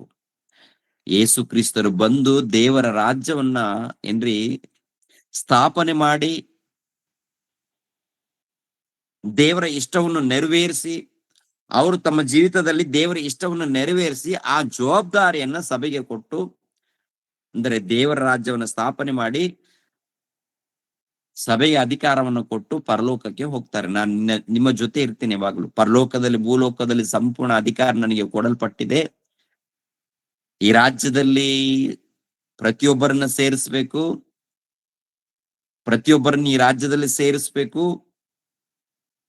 ಸೇರಿಸಿದಾಗ ಅವರಿಗೆ ರಕ್ಷಣೆ ಉಂಟಾಗುತ್ತೆ. ಇದು ದೇವರು ಕೋರಿಕೊಂಡಿರುವಂಥದ್ದು, ಇದು ದೇವರು ಇಷ್ಟಪಟ್ಟಿರುವಂಥದ್ದು, ಇದು ದೇವರು ಮೆಚ್ಚುವಂಥದ್ದು ಪ್ರಿಯರೇ. ದೇವರು ಮೆಚ್ಚುವಂತ ರಾಜ್ಯ. ಅದಕ್ಕೆ ಗಮನಿಸಬೇಕು, ದೇವರು ಮೆಚ್ಚುವಂತ ರಾಜ್ಯವನ್ನು ಯೇಸು ಕ್ರಿಸ್ತರ ಮೂಲಕ ಸ್ಥಾಪನೆ ಆಗುತ್ತೆ. ಯೇಸು ಕ್ರಿಸ್ತರ ಮೂಲಕ. ಯೇಸು ಕ್ರಿಸ್ತರು ಬಂದು ಸುವಾರ್ತೆ ಮಾಡ್ತಾರಲ್ಲ, ಸುವಾರ್ತೆಯಲ್ಲಿ ಜ್ಞಾನ ಇದೆಯಾ? ಬೆಳಕಿದೆಯಾ? ಆತ್ಮಿಕ ಜ್ಞಾನ ಇದೆಯಾ? ಅವ್ರ ಮಾತಿನಲ್ಲಿ ಸಮಾಧಾನ ಇದೆಯಾ? ಅವ್ರ ಮಾತಿನಲ್ಲಿ ಸಂತೋಷ ಇದೆಯಾ? ನೆಮ್ಮದಿ ಇದೆಯಾ? ಆರೋಗ್ಯ ಇದೆಯಾ? ಬಲ ಇದೆಯಾ? ನಿಜವಾಗ್ಲೂ ಅರ್ಥ ಮಾಡಿಕೊಂಡವರಿಗೆ ನೆಮ್ಮದಿ ಇರುತ್ತೆ, ಸಂತೋಷ ಇರುತ್ತೆ, ಆನಂದ ಇರುತ್ತೆ, ಉಜ್ಜೀವ ಇರುತ್ತೆ. ಅರ್ಥ ಮಾಡಿಕೊಂಡವರ ಬಳಿಯಲ್ಲಿ. ಅರ್ಥ ಮಾಡಿಕೊಳ್ಳದವರಿಗೆ ಕಷ್ಟ. ಅರ್ಥ ಮಾಡಿಕೊಂಡಿದ್ದಾರೆ ಅಂತ ತಿಳ್ಕೊಳ್ರಿ, ಈ ವಾಕ್ಯಗಳ ಅರ್ಥ ಮಾಡಿಕೊಂಡಿದ್ದಾರೆ ಅಂತ ತಿಳ್ಕೊಳ್ರಿ, ಅವರಲ್ಲಿ ಯಾವಾಗ್ಲೂ ಸಂತೋಷ ಇರುತ್ತೆ. ಏನು ಊಟ ಇಲ್ಲ ಅಂತೇಳಿ ಕೊರಗಲ್ಲ, ಹಣ ಇಲ್ಲ ಅಂತೇಳಿ ಕೊರಗಲ್ಲ, ಮನೆ ಇಲ್ಲ ಅಂತ ಹೇಳಿ ಕೊರಗಲ್ಲ, ಆರೋಗ್ಯ ಇಲ್ಲ ಅಂತೇಳಿ ಕೊರಗೋದಿಲ್ಲ, ಗೊಂದಲಕ್ಕೀಡಾಗಲ್ಲ. ಯಾವುದೇ ಸಮಸ್ಯೆ ಇದ್ರೂ ಕೂಡ ಈ ಲೋಕದಲ್ಲಿ ದೇವರಿಗೆ ಒಳಪಟ್ಟು ದೇವರಿಗೆ ವಿಧೇಯನಾಗಿ ಬದುಕ್ತಾನೆ ಪ್ರಿಯರೇ. ಯಾವ ತಪ್ಪು ಮಾಡಲ್ಲ, ಯಾವ ಮೋಸ ಮಾಡಲ್ಲ, ಯಾವ ಅನ್ಯಾಯ ಮಾಡಲ್ಲ. ದೇವರ ರಾಜ್ಯದಲ್ಲಿ ಸೇರಿಸಲ್ಪಟ್ಟವನು. ಅದು 1ನೇ ಶತಮಾನದಲ್ಲಿ ಯೇಸು ಕ್ರಿಸ್ತರು ಸುವಾರ್ತೆ ಮಾಡ್ತಾರೆ, ಕೊನೆಯದಾಗಿ ಪ್ರಾಣ ತ್ಯಾಗ ಮಾಡ್ತಾರೆ. ಪ್ರಾಣ ತ್ಯಾಗ ಮಾಡಿ ಸಂಪೂರ್ಣ ಅಧಿಕಾರ ಸಭೆಗೆ ಕೊಡ್ತಾರೆ. ದೇವರು ಹಿಂದೆ ಇರ್ತಾರೆ, ಪ್ರಭು ಹಿಂದೆ ಇದ್ದಾರೆ, ಪ್ರಭು ಹಿಂದೆ ಇದ್ದಾರೆ. ಅಪೋಸ್ತಲರಿಗೆ ಅಧಿಕಾರ ಕೊಡ್ತಾರೆ, ಸಂಪೂರ್ಣ ಅಧಿಕಾರ. ನೋಡಿ, ಅಧಿಕಾರವನ್ನ ಪಡ್ಕೊಂಡ ಮೇಲೆ ಅಪೋಸ್ತಲರು ಸುವಾರ್ತೆ ಪ್ರಾರಂಭ ಮಾಡ್ತಾರೆ, ದೇವರ ಜ್ಞಾನವು ಅಭಿವೃದ್ಧಿ ಮಾಡ್ತಾರೆ, ದೇವರ ಜ್ಞಾನವು ಪ್ರಕಟಿಸ್ತಾರೆ. ಎಲ್ಲಾದ್ರೂ ಆಸ್ತಿಗೋಸ್ಕರ, ಅಂತಸ್ತುಗೋಸ್ಕರ, ಭವನದಗೋಸ್ಕರ ಏನಾದ್ರೂ ಅವ್ರು ತವಕ ಪಟ್ಟಿದ್ದಾರ? ಆಸ್ತಿಗೋಸ್ಕರ ತವಕ ಇದೆಯಾ? ಈ ಲೋಕದಲ್ಲಿ ಅಧಿಕಾರದಗೋಸ್ಕರ ತವಕ ಪಟ್ಟಿದ್ದಾರಾ? ಎಲ್ಲಾದ್ರೂ ಆಸ್ತಿಗೋಸ್ಕರ ತವಕ ಪಟ್ಟಿಲ್ಲ, ಹಣದಗೋಸ್ಕರ ತವಕ ಪಟ್ಟಿಲ್ಲ, ಅಧಿಕಾರದಗೋಸ್ಕರ ತವಕ ಪಟ್ಟಿಲ್ಲ. ಸಭೆ ಸ್ಥಾಪನೆ ಆಗತ್ತೆ, ದೇವರ ರಾಜ್ಯ ಸ್ಥಾಪನೆ ಆಗತ್ತೆ. ಆ ದೇವರ ರಾಜ್ಯದಲ್ಲಿ ಏನ್ರಿ, ಪ್ರತಿನಿತ್ಯ ಪ್ರಾರ್ಥನೆ, ಪ್ರತಿನಿತ್ಯ ಆರಾಧನೆ, ಪ್ರತಿನಿತ್ಯ ದೇವರ ಪ್ರೀತಿ ಸಾರುವಂತದ್ದು, ಎಲ್ಲರೂ ಒಗ್ಗಟ್ಟಾಗಿ. ನೋಡಿ, ಅಪೋಸ್ತಲರ ಕೃತ್ಯಗಳು 2ನೇ ಅಧ್ಯಾಯ 41ನೇ ವಚನದಿಂದ. ಅಪೋಸ್ತಲರ ಕೃತ್ಯಗಳು 2ನೇ ಅಧ್ಯಾಯ 41ನೇ ವಚನದಿಂದ. ಅವನ ಮಾತಿಗೆ ಒಪ್ಪಿಕೊಂಡವರು ದೀಕ್ಷಾಸ್ನಾನ ಮಾಡಿಸಿಕೊಂಡರು. ಆ ದಿವಸ ಸುಮಾರು 3,000 ಜನ ಅವರಲ್ಲಿ ಸೇರಿದರು. ಇವರು ಅಪೋಸ್ತಲರ ಬೋಧನೆಯನ್ನು ಕೇಳಿದ್ದರಲ್ಲಿಯೂ, ಸಹೋದರರ ಅನ್ಯೋನ್ಯತೆಯಲ್ಲಿಯೂ, ರೊಟ್ಟಿ ಮುರಿಯುವುದರಲ್ಲಿಯೂ, ಪ್ರಾರ್ಥನೆಗಳಲ್ಲಿಯೂ ನಿರತರಾಗಿದ್ದರು. ಎಲ್ಲರಿಗೂ ಭಯ ಉಂಟಾಯಿತು. ಇದಲ್ಲದೆ ಅನೇಕ ಅದ್ಭುತ ಕಾರ್ಯಗಳು, ಸೂಚಕ ಕಾರ್ಯಗಳು ಅಪೋಸ್ತಲರ ಕೈಯಿಂದ ನಡೆದವು. ನಂಬಿದವರೆಲ್ಲರೂ ಒಗ್ಗಟ್ಟಾಗಿದ್ದು ತಮ್ಮದೆಲ್ಲವನ್ನು ಹುದುವಾಗಿ ಅನುಭೋಗಿಸುತ್ತಾ ತಮ್ಮ ತಮ್ಮ ಚರಾಸ್ಥಿರ ಸ್ವತ್ತುಗಳನ್ನು ಮಾರಿ ಬಂದ ಹಣವನ್ನು ಎಲ್ಲರಿಗೂ ಅವರವರ ಅಗತ್ಯವಿದ್ದ ಹಾಗೆ ಹಂಚಿಕೊಟ್ಟುತ್ತಾ ಇದ್ದರು. ಅವರು ದಿನಾಲು ಏಕ ಮನಸ್ಸಿನಿಂದ ದೇವಾಲಯದಲ್ಲಿ ಕೂಡುತ್ತಾ ಮನೆ ಮನೆಗಳಲ್ಲಿ ರೊಟ್ಟಿ ಮುರಿದು ಉಲ್ಲಾಸದಿಂದಲೂ ಸರಳ ಹೃದಯದಿಂದಲೂ ಊಟ ಮಾಡುತ್ತಾ ಇದ್ದರು. ದೇವರನ್ನು ಕೊಂಡಾಡುವವರಾಗಿಯೂ ಜನರೆಲ್ಲರ ದಯವನ್ನು ಹೊಂದುವವರಾಗಿಯೂ ಇದ್ದರು. ಕರ್ತನು ರಕ್ಷಣೆಯ ಮಾರ್ಗದಲ್ಲಿರುವವರನ್ನು ದಿನಾಲು ಅವರ ಮಂದಳಿಗೆ ಸೇರಿಸುತ್ತಿದ್ದನು ಅಂತ. ಅಂದ್ರೆ ಇದನ್ನ ಗಮನಿಸ್ರಿ ಪ್ರಿಯರೇ, ಗಮನಿಸ್ರಿ. ಇವರು ಅಪೋಸ್ತಲರ ಬೋಧನೆಯನ್ನು ಕೇಳುವುದರಲ್ಲಿಯೂ, ದೇವರ ವಾಕ್ಯವನ್ನು ಕೇಳುವುದರಲ್ಲಿಯೂ, ಸಹೋದರರ ಅನ್ಯೋನ್ಯತೆಯಲ್ಲಿಯೂ, ಅನ್ಯೋನ್ಯತೆ, ಐಕ್ಯತೆ, ಸಹೋದರ ಅನ್ಯೋನ್ಯತೆ, ಐಕ್ಯತೆ ಇದ್ದಾರೆ ಅವ್ರ ಮಧ್ಯದಲ್ಲಿ. ರೊಟ್ಟಿ ಮುರಿಯುವುದರಲ್ಲಿಯೂ ಪ್ರಾರ್ಥನೆಗಳಲ್ಲಿಯೂ ನಿರತರಾಗಿದ್ದರು. ಎಲ್ಲರಿಗೂ ಭಯ ಉಂಟಾಯಿತು. ಇದಲ್ಲದೆ ಅನೇಕ ಅದ್ಭುತ ಕಾರ್ಯಗಳು, ಸೂಚಕ ಕಾರ್ಯಗಳು ಅಪೋಸ್ತಲರ ಕೈಯಿಂದ ನಡೆದವು. ನಂಬಿದವರೆಲ್ಲರೂ ಒಗ್ಗಟ್ಟಾಗಿದ್ದು ತಮ್ಮದೆಲ್ಲವನ್ನು ಉದುವಾಗಿ ಅನುಭೋಗಿಸುತ್ತಾ ತಮ್ಮ ತಮ್ಮ ಚರಸ್ಥಿರ ಸೊತ್ತುಗಳನ್ನ ಮಾರಿ ಬಂದ ಹಣವನ್ನು ಎಲ್ಲರಿಗೂ ಅವರವರ ಅಗತ್ಯ ಇದ್ದ ಹಾಗೆ ಹಂಚಿಕೊಡುತ್ತಾ ಇದ್ದರು. ಸುಮಾರು ಪ್ರಾರಂಭದಲ್ಲಿ 3,000 ಜನ ಸೇರಿದ್ದಾರೆ. 3,000 ಜನ ಸೇರಿದ ಮೇಲೆ ಅವರಲ್ಲಿ ಏನ್ರಿ, ಎಲ್ಲರೂ ಪವಿತ್ರಾತ್ಮನನ್ನು ಪಡ್ಕೊಂಡಿದ್ದಾರೆ. ಪವಿತ್ರಾತ್ಮನನ್ನು ಅಂದ್ರೆ ಅಪೋಸ್ತಲರ ಬಳಿಯಲ್ಲಿ ದೇವರ ಶಕ್ತಿ ಇಳಿದಿರುವಂತದ್ದು ಒಂದು ರೀತಿಯಲ್ಲಿ, ಅದ್ಭುತ ಕ್ರಿಯೆಗಳು, ಸೂಚಕ ಕ್ರಿಯೆಗಳು ಮಾಡುವಂತ ಅಧಿಕಾರ ಅಪೋಸ್ತಲರಿಗೆ ಬರುತ್ತೆ. ಎರಡನೇದಾಗಿ ಅಪೋಸ್ತಲರ ಮೂಲಕ ದೀಕ್ಷಾಸ್ಥಾನ ಪಡ್ಕೊಳ್ತಾರಲ್ಲ, ಅವರು ಕೂಡ ಪವಿತ್ರಾತ್ಮನನ್ನ ಪಡ್ಕೊಳ್ತಾರೆ. ಪಡ್ಕೊಂಡ ಮೇಲೆ ಎಲ್ಲರೂ ಏಕಾತ್ಮವಾಗಿದ್ದಾರೆ, ಎಲ್ಲರೂ ಒಂದೇ ಆತ್ಮವಾಗಿ. ಅಂದ್ರೆ ಇವರೆಲ್ಲರೂ ಕೂಡ ಒಗ್ಗಟ್ಟಾಗಿದ್ದಾರೆ, ಏಕ ಅಭಿಪ್ರಾಯ, ಏಕ ಆಲೋಚನೆ, ದೇವರ ಆಲೋಚನೆ, ದೇವರ ಆಲೋಚನೆ. ಇದು ದೇವರ ರಾಜ್ಯ, ಇದು ದೇವರ ರಾಜ್ಯ. 4ನೇ ಅಧ್ಯಾಯ 32ನೇ ವಚನ ಕೂಡ ನೋಡೋಣ. ನಂಬಿದ ಮಂಡಳಿಯವರ ಹೃದಯವೂ ಪ್ರಾಣವು ಒಂದೇ ಆಗಿತ್ತು. ನಂಬಿದ ಮಂಡಳಿಯವರ ಹೃದಯವೂ ಪ್ರಾಣವು ಒಂದೇ ಆಗಿತ್ತು. ಇದಲ್ಲದೆ ಒಬ್ಬನಾದರೂ ತನಗಿದ್ದ ಆಸ್ತಿಯಲ್ಲಿ ಯಾವುದೊಂದನ್ನು ಸ್ವಂತವಾದದ್ದೆಂದು ಹೇಳಲಿಲ್ಲ. ಎಲ್ಲವೂ ಅವರಿಗೆ ಉದುವಾಗಿತ್ತು. ಮತ್ತು ಕರ್ತನಾದ ಯೇಸು ಜೀವಂತನಾಗಿ ಎದ್ದು ಬಂದನೆಂಬುದಕ್ಕೆ ಅಪೋಸ್ತಲರು ಬಹು ಬಲವಾಗಿ ಸಾಕ್ಷಿ ಹೇಳುತ್ತಿದ್ದರು. ಅಂದ್ರೆ ಎಷ್ಟು ಜನ ಸೇರಿದ್ದಾರೆ? 4ನೇ ಅಧ್ಯಾಯದಲ್ಲಿ ನೋಡುವಾಗ ಸುಮಾರು 5,000 ಜನ. 3ನೇ ಅಧ್ಯಾಯದಲ್ಲಿ 2ನೇ ಅಧ್ಯಾಯದಲ್ಲಿ ನೋಡುವಾಗ ಸುಮಾರು 3,000 ಜನ. ಇದು ಪುರುಷರ ಸಂಖ್ಯೆ. 4ನೇ ಅಧ್ಯಾಯದಲ್ಲಿ ನೋಡುವಾಗ 5,000 ಜನ ಸಭೆಯಲ್ಲಿ ಸೇರಿದ್ದಾರೆ. ಇವರೆಲ್ಲರೂ ಕೂಡ ಒಗ್ಗಟ್ಟಾಗಿ ಒಂದೇ ಅಭಿಪ್ರಾಯ, ಏಕ ಅಭಿಪ್ರಾಯ. ಅವ್ರು ನೋಡುವಾಗ ದೊಡ್ಡ ದೊಡ್ಡ ಕೋಟ್ಯಾಧೀಶ್ವರರಿದ್ದಾರೆ ಪ್ರಿಯರೇ, ದೊಡ್ಡ ದೊಡ್ಡ ಕೋಟ್ಯಾಧೀಶ್ವರರು. ಅವರೆಲ್ಲರೂ ನಂಬಿಕೊಂಡ ಮೇಲೆ ಆಸ್ತಿ, ತಮ್ಮಲ್ಲಿ ಏನೇನು ಆಸ್ತಿ ಇದೆಯೋ ಅವರೇ ಆಸ್ತಿ ಪಾಸ್ತಿ ಏನಿದೆ ಎಲ್ಲ ಕೂಡ ಅಪೋಸ್ತಲರ ಬಳಿಯಲ್ಲಿ ತಂದು ಕೊಟ್ಟಿದ್ದಾರಂತೆ. ಎಲ್ಲರೂ ಒಗ್ಗಟ್ಟಾಗಿದ್ದಾರೆ, ದೇವರ ವಾಕ್ಯವನ್ನು ತಿಳ್ಕೊಳ್ತಾ ಇದ್ದಾರೆ. ಈ ದೇವರ ರಾಜ್ಯವನ್ನು ಅಭಿವೃದ್ಧಿ ಮಾಡೋದಕ್ಕೆ, ದೇವರ ಸಭೆಯನ್ನ ಅಭಿವೃದ್ಧಿ ಮಾಡೋದಕ್ಕೆ ಎಲ್ಲರೂ ಕೈಗಳನ್ನು ಜೋಡಿಸಿ ಪ್ರಯಾಸ ಪಟ್ಟಿದ್ದಾರೆ. ಎಷ್ಟು ಮಂದಿ ಇದ್ದಾರೆ? ಸುಮಾರು 5,000 ಜನ. ಎಲ್ಲಾರು ಏಕ ಮನಸ್ಸಿನಿಂದಿದ್ದಾರೆ. ಇವಾಗ 10 ಮಂದಿ ಇದ್ರೆ 10 ಮಂದಿ ಒಬ್ಬೊಬ್ರು ಒಂದೊಂದು ಅಭಿಪ್ರಾಯ ಇರುತ್ತೆ ರೀ. ಚಿಕ್ಕ ಸಭೆ ಇರುತ್ತೆ, ಆ ಚಿಕ್ಕ ಸಭೆಯಲ್ಲಿ 10 ಮಂದಿ ಇರ್ತಾರಂತ ತಿಳ್ಕೊಳ್ಳಿ. 10 ಮಂದಿಯಲ್ಲಿ ನೂರಾರು ಆಲೋಚನೆಗಳು, ನೂರಾರು ಸಲಹೆಗಳು. ಒಂದು ಕುಟುಂಬದಲ್ಲಿ ದೇವರ ಮಕ್ಕಳೆಂತ ಕರೆಯಲ್ಪಡ್ತಾ ಇರ್ತಾರೆ, ಒಂದು ಕುಟುಂಬದಲ್ಲಿ ಒಂದಾಗಿರಲ್ಲ ಈಗಿನ ಕಾಲದಲ್ಲಿ. ಒಂದು ಸಭೆಯಲ್ಲಿ 100 ಜನ ಇರ್ತಾರೆ, ಒಂದು ಸಭೆಯಲ್ಲಿ ಒಂದು 50 ಜನ, 60 ಜನ, 100 ಜನ ಇರ್ತಾರೆ, ಆದ್ರೂ ಒಂದಾಗಿರಲ್ಲ. ಇವಾಗ ಏನಾಗ್ತಾ ಇದೆ ಅಂತ ನೋಡುವಾಗ ದೇವರ ರಾಜ್ಯ ಅಭಿವೃದ್ಧಿ ಆಗ್ತಾ ಇದೆಯಾ? ಇಲ್ಲಿ ಕೂಡ ದೇವರ ರಾಜ್ಯ ಎನ್ನುವಂಥದ್ದು ಏನಾದ್ರೂ ಕೆಟ್ಟೋಗಿದೆ ಅಂತ ನೋಡುವಾಗ, ದೇವರ ರಾಜ್ಯ ಯಾವಾಗ್ಲೂ ಒಂದೇ ರೀತಿಯಲ್ಲಿ ಇರುತ್ತೆ, ದೇವರ ಉದ್ದೇಶ ಒಂದೇ ರೀತಿಯಲ್ಲಿ ಇರುತ್ತೆ. ದೇವರ ರಾಜ್ಯದಲ್ಲಿ ಸೇರಿಸಲ್ಪಟ್ಟಂತ ಭಕ್ತರು ಯಥಾರ್ಥವಾಗಿ ನಡಿಬೇಕು,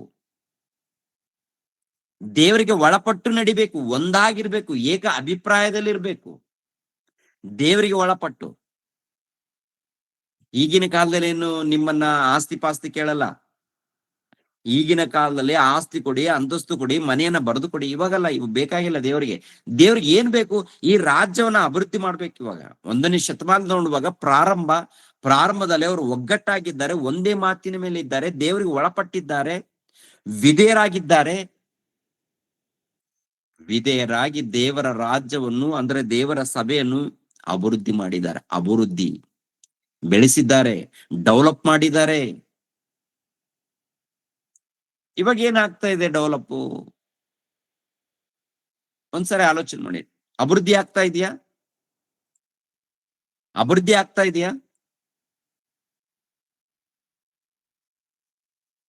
ಇವಾಗ ಏನ್ರಿ, ಮನೆಗೆ ಯೂಟ್ಯೂಬ್ ಚಾನಲ್ಗಳು ಬಂದಿದೆ.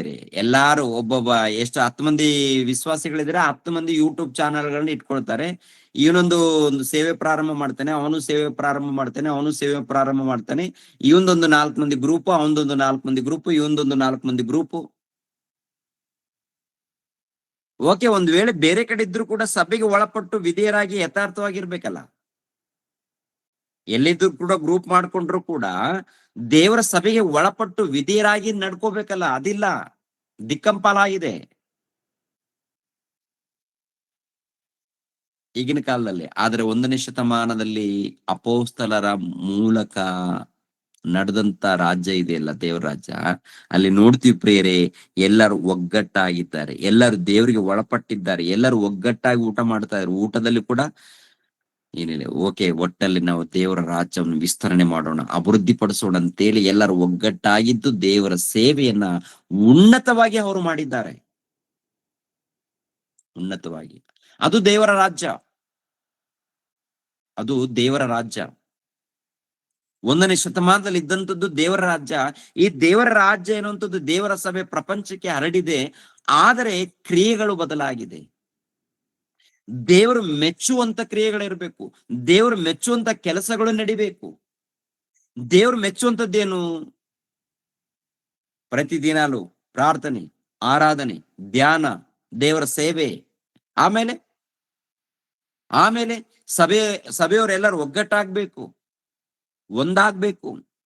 ದೇವರ ಸೇವೆ ಅಭಿವೃದ್ಧಿಯಲ್ಲಿ ಒಗ್ಗಟ್ಟಾಗಿ ಒಂದಾಗಿ ಸೇವೆ ಮಾಡ್ಬೇಕಲ್ಲ. ಅದರಲ್ಲಿ ಪ್ರೀತಿ ಇರ್ಬೇಕಲ್ಲ, ಅದರಲ್ಲಿ ತ್ಯಾಗ ಇರ್ಬೇಕಲ್ಲ.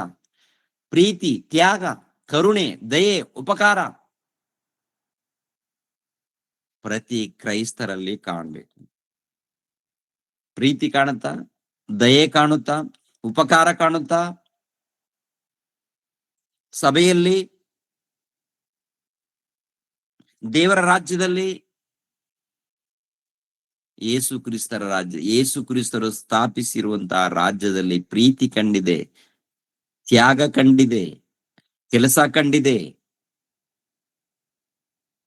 ನಾನೇ ಅರಸನು, ನನಗೆ ನೀವು ಒಳಪಡ್ಬೇಕು, ಇಂಥದ್ದೇನಿಲ್ಲ ದೇವರ ರಾಜ್ಯದಲ್ಲಿ. ದೇವರ ರಾಜ್ಯದಲ್ಲಿ ಒಡೆಯರಿಗೆ ಒಡೆಯನು ಯೇಸು ಪ್ರಭು. ನಮ್ಮನ್ನು ಕೂಡ ಅರಸನಾಗಿ ಮಾಡಿದ್ದಾರೆ. ನಮ್ಮನ್ನು ಕೂಡ ಯಾರಂತೆ? ಅರಸರು. ನಾವು ಕೂಡ ಅಭಿಷೇಕಿಸಲ್ಪಟ್ಟವರು, ಆಳ್ವಿಕೆ ಮಾಡುವವರು. ಏನ್ ಆಳ್ವಿಕೆ ಮಾಡ್ಬೇಕು?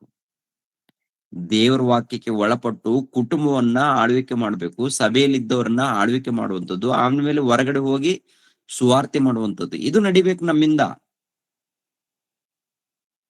ಪ್ರತಿ ಕ್ರೈಸ್ತರ ಮೂಲಕ ಹೀಗೆ ನಡಿಬೇಕು. ಪ್ರಿಯರಾದ ದೇವರ ಮಕ್ಕಳಿರ, ಆಲೋಚನೆ ಮಾಡಿ. ಅದು 1ನೇ ಶತಮಾನದಲ್ಲಿ ಸ್ಥಾಪನೆಯಾಗಿದೆ. ಈ ಸ್ಥಾಪನೆಯಾದಂತ ಈ ರಾಜ್ಯವನ್ನ ಕುರಿತು ಕ್ರಿಸ್ತ ಪೂರ್ವದಲ್ಲಿ ಅನೇಕ ಪ್ರವಾದನೆಗಳು ಬರೆಯಲ್ಪಟ್ಟಿದೆ.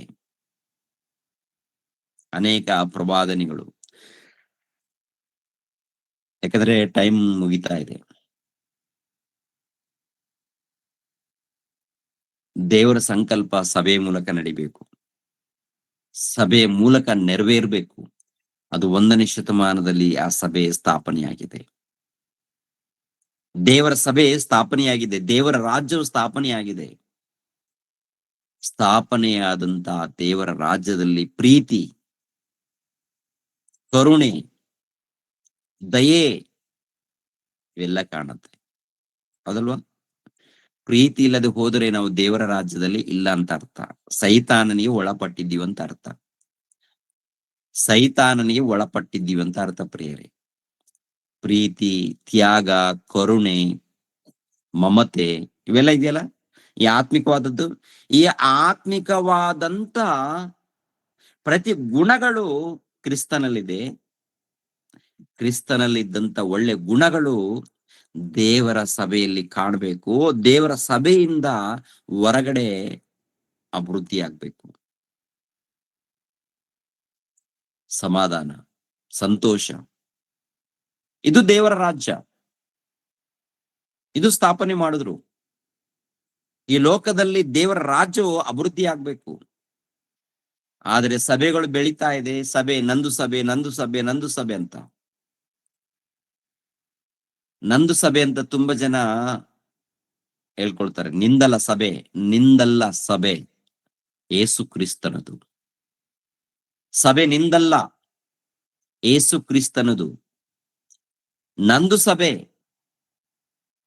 ಒಂದು ವೇಳೆ ಹೇಳ್ಕೊಂಡ್ರು, ಸಂಪೂರ್ಣ ಮನಸ್ಸಿನಿಂದ ಈ ಸಭೆ ಯೇಸು ಕ್ರಿಸ್ತನದು ಅಂತೇಳಿ ಒಪ್ಪಿಕೊಳ್ಳಲೇಬೇಕು, ವಿಧೇಯನಾಗ್ಲೇಬೇಕು. ವಿಧೇಯರಾಗಿ ದೇವರು ಏನು ವಚನಗಳು ಕೊಟ್ಟಿದ್ದಾರೋ ಆ ರೀತಿ ನಡ್ಕೊಳ್ಳೇಬೇಕು. ಇಲ್ಲದೆ ಹೋದ್ರೆ ಆ ಸಭೆ ದೇವರಿಗೆ ಒಳಪಟ್ಟಂತ ಸಭೆಯಲ್ಲ, ಸೈತಾನನಿಗೆ ಒಳಪಟ್ಟಂತ ಸಭೆಯಾಗುತ್ತೆ. ಸೈತಾನನಿಗೆ. ದೇವರಿಗೆ ಒಳಪಟ್ಟವರು ದೇವರ ವಚನಗಳು ನೆರವೇರಿಸ್ತಾರೆ. ದೇವರಿಗೆ ಒಳಪಟ್ಟವರು ದೇವರ ಸುವಾರ್ತೆ ಮಾಡ್ತಾರೆ, ದೇವರ ಪ್ರೀತಿಯನ್ನ ಪರಿಚಯ ಮಾಡ್ತಾರೆ. ಅವ್ರನ್ನ ತೋರಿಸ್ತಾರೆ, ಹೊರಗಡೆ ಪರಿಚಯ ಮಾಡ್ತಾರೆ. ದೇವರ ಪ್ರೀತಿ ಮುಖ್ಯವಾದದ್ದು, ಪ್ರಾಮುಖ್ಯವಾದದ್ದು. ಈ ದೇವರ ಸಭೆ, ದೇವರ ರಾಜ್ಯ ಇದೆಯಲ್ಲ, ದೇವರ ರಾಜ್ಯಕ್ಕೆ ದೇವರ ರಾಜ್ಯಕ್ಕೆ ಅಧಿಕಾರ ಇದೆಯಲ್ಲ, ಈ ಅಧಿಕಾರ ಇಲ್ಲಾಂದ್ರೆ ಈ ಲೋಕದಲ್ಲಿ ತೋರಿಸೋದು ಮೊಟ್ಟ ಮೊದಲನೇದು ಈ ಪ್ರೀತಿ ಅನ್ನುವಂಥದ್ದು. ಅದರಲ್ಲಿ ತುಂಬಾ ಇರುತ್ತೆ. ಪ್ರಾರ್ಥನೆ, ಆರಾಧನೆ, ದೇವರು ಸ್ತೋತ್ರ ಮಾಡೋ ಇವೆಲ್ಲ ಇದೆ. ಇವೆಲ್ಲ ಇರ್ಬೇಕು. ಪ್ರಾರ್ಥನೆ ಕೂಡ ಇರಬೇಕು, ಪ್ರೀತಿಯನ್ನು ಕೂಡ ತೋರಿಸ್ಬೇಕು.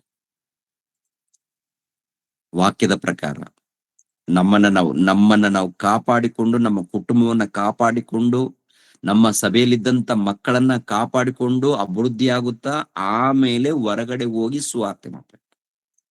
ದೇವರ ಪ್ರೀತಿಯನ್ನ ಅಭಿವೃದ್ಧಿ ಮಾಡಬೇಕು, ತಲುಪಿಸ್ಬೇಕು. ಮನೆ ಮನೆಗೆ ದೇವರ ರಾಜ್ಯದ ಜ್ಞಾನವನ್ನ ತಲುಪಿಸ್ಬೇಕು. ತಲುಪಿಸೋದಕ್ಕೆ ಪ್ರತಿ ಕ್ರೈಸ್ತರು ಕೈಗಳನ್ನು ಜೋಡಿಸ್ಬೇಕು. ತಿಂದು ಕುಡಿದು ಮತ್ತರಾಗಿ ಲೋಕ ಜೀವಿಸ್ತಾ ಇದೆ. ಅನ್ಯರು ಹಾಗೆ ಇದ್ದಾರೆ, ಕ್ರೈಸ್ತರು ಕೂಡ ಹಬ್ಬ ಬಂತು, ಕೇಕ್ ತಿನ್ನೋಣ, ಬಿರಿಯಾನಿ ತಿನ್ನೋಣ, ತಿನ್ನಿ. ಕೇಕ್ ತಿಂತೀರಾ ತಿಂದ್ಬಿಡಿ, ಬಿರಿಯಾನಿ ತಿಂತೀರಾ ತಿಂದ್ಬಿಡಿ, ಒಳ್ಳೆ ವಸ್ತ್ರಗಳನ್ನು ಧರಿಸ್ಕೊಳ್ತೀರಾ ಧರಿಸ್ಕೊಂಡ್ಬಿಡಿ. ದೇವರ ರಾಜ್ಯ ಸುವಾರ್ತೆಯನ್ನ ಯಥಾರ್ಥವಾಗಿ ಸಾರ್ಬೇಕು, ದೇವರ ಪ್ರೀತಿಯನ್ನು ತೋರಿಸ್ಬೇಕು. ನಾವು ಮಾಡುವಂತ ಕಾರ್ಯಕ್ರಮದಲ್ಲಿ ದೇವರು ಸಂತೋಷ ಪಡಬೇಕು, ದೇವರು ಸಂತೋಷ ಪಡಬೇಕು. ಸಂತೋಷ ಪಡುವಂತ ರೀತಿಯಲ್ಲಿ ಸಭೆ ಇರಬೇಕು, ಸಭೆಯಲ್ಲಿ ಕಾರ್ಯಕ್ರಮಗಳು ನಡಿಬೇಕು. ಸಭೆಯಲ್ಲಿದ್ದಂತ ಪ್ರತಿ ಭಕ್ತರು ಯೇಸು ಕ್ರಿಸ್ತರಿಗೆ ಒಳಪಟ್ಟು ವಿಧೇಯರಾಗಿ ಉನ್ನತರಾಗಿ ಜೀವಿಸ್ಬೇಕು. ನಮ್ಮಿಂದ ದೇವರ ಪ್ರೀತಿನೇ ಪರಿಚಯ ಆಗ್ಬೇಕು.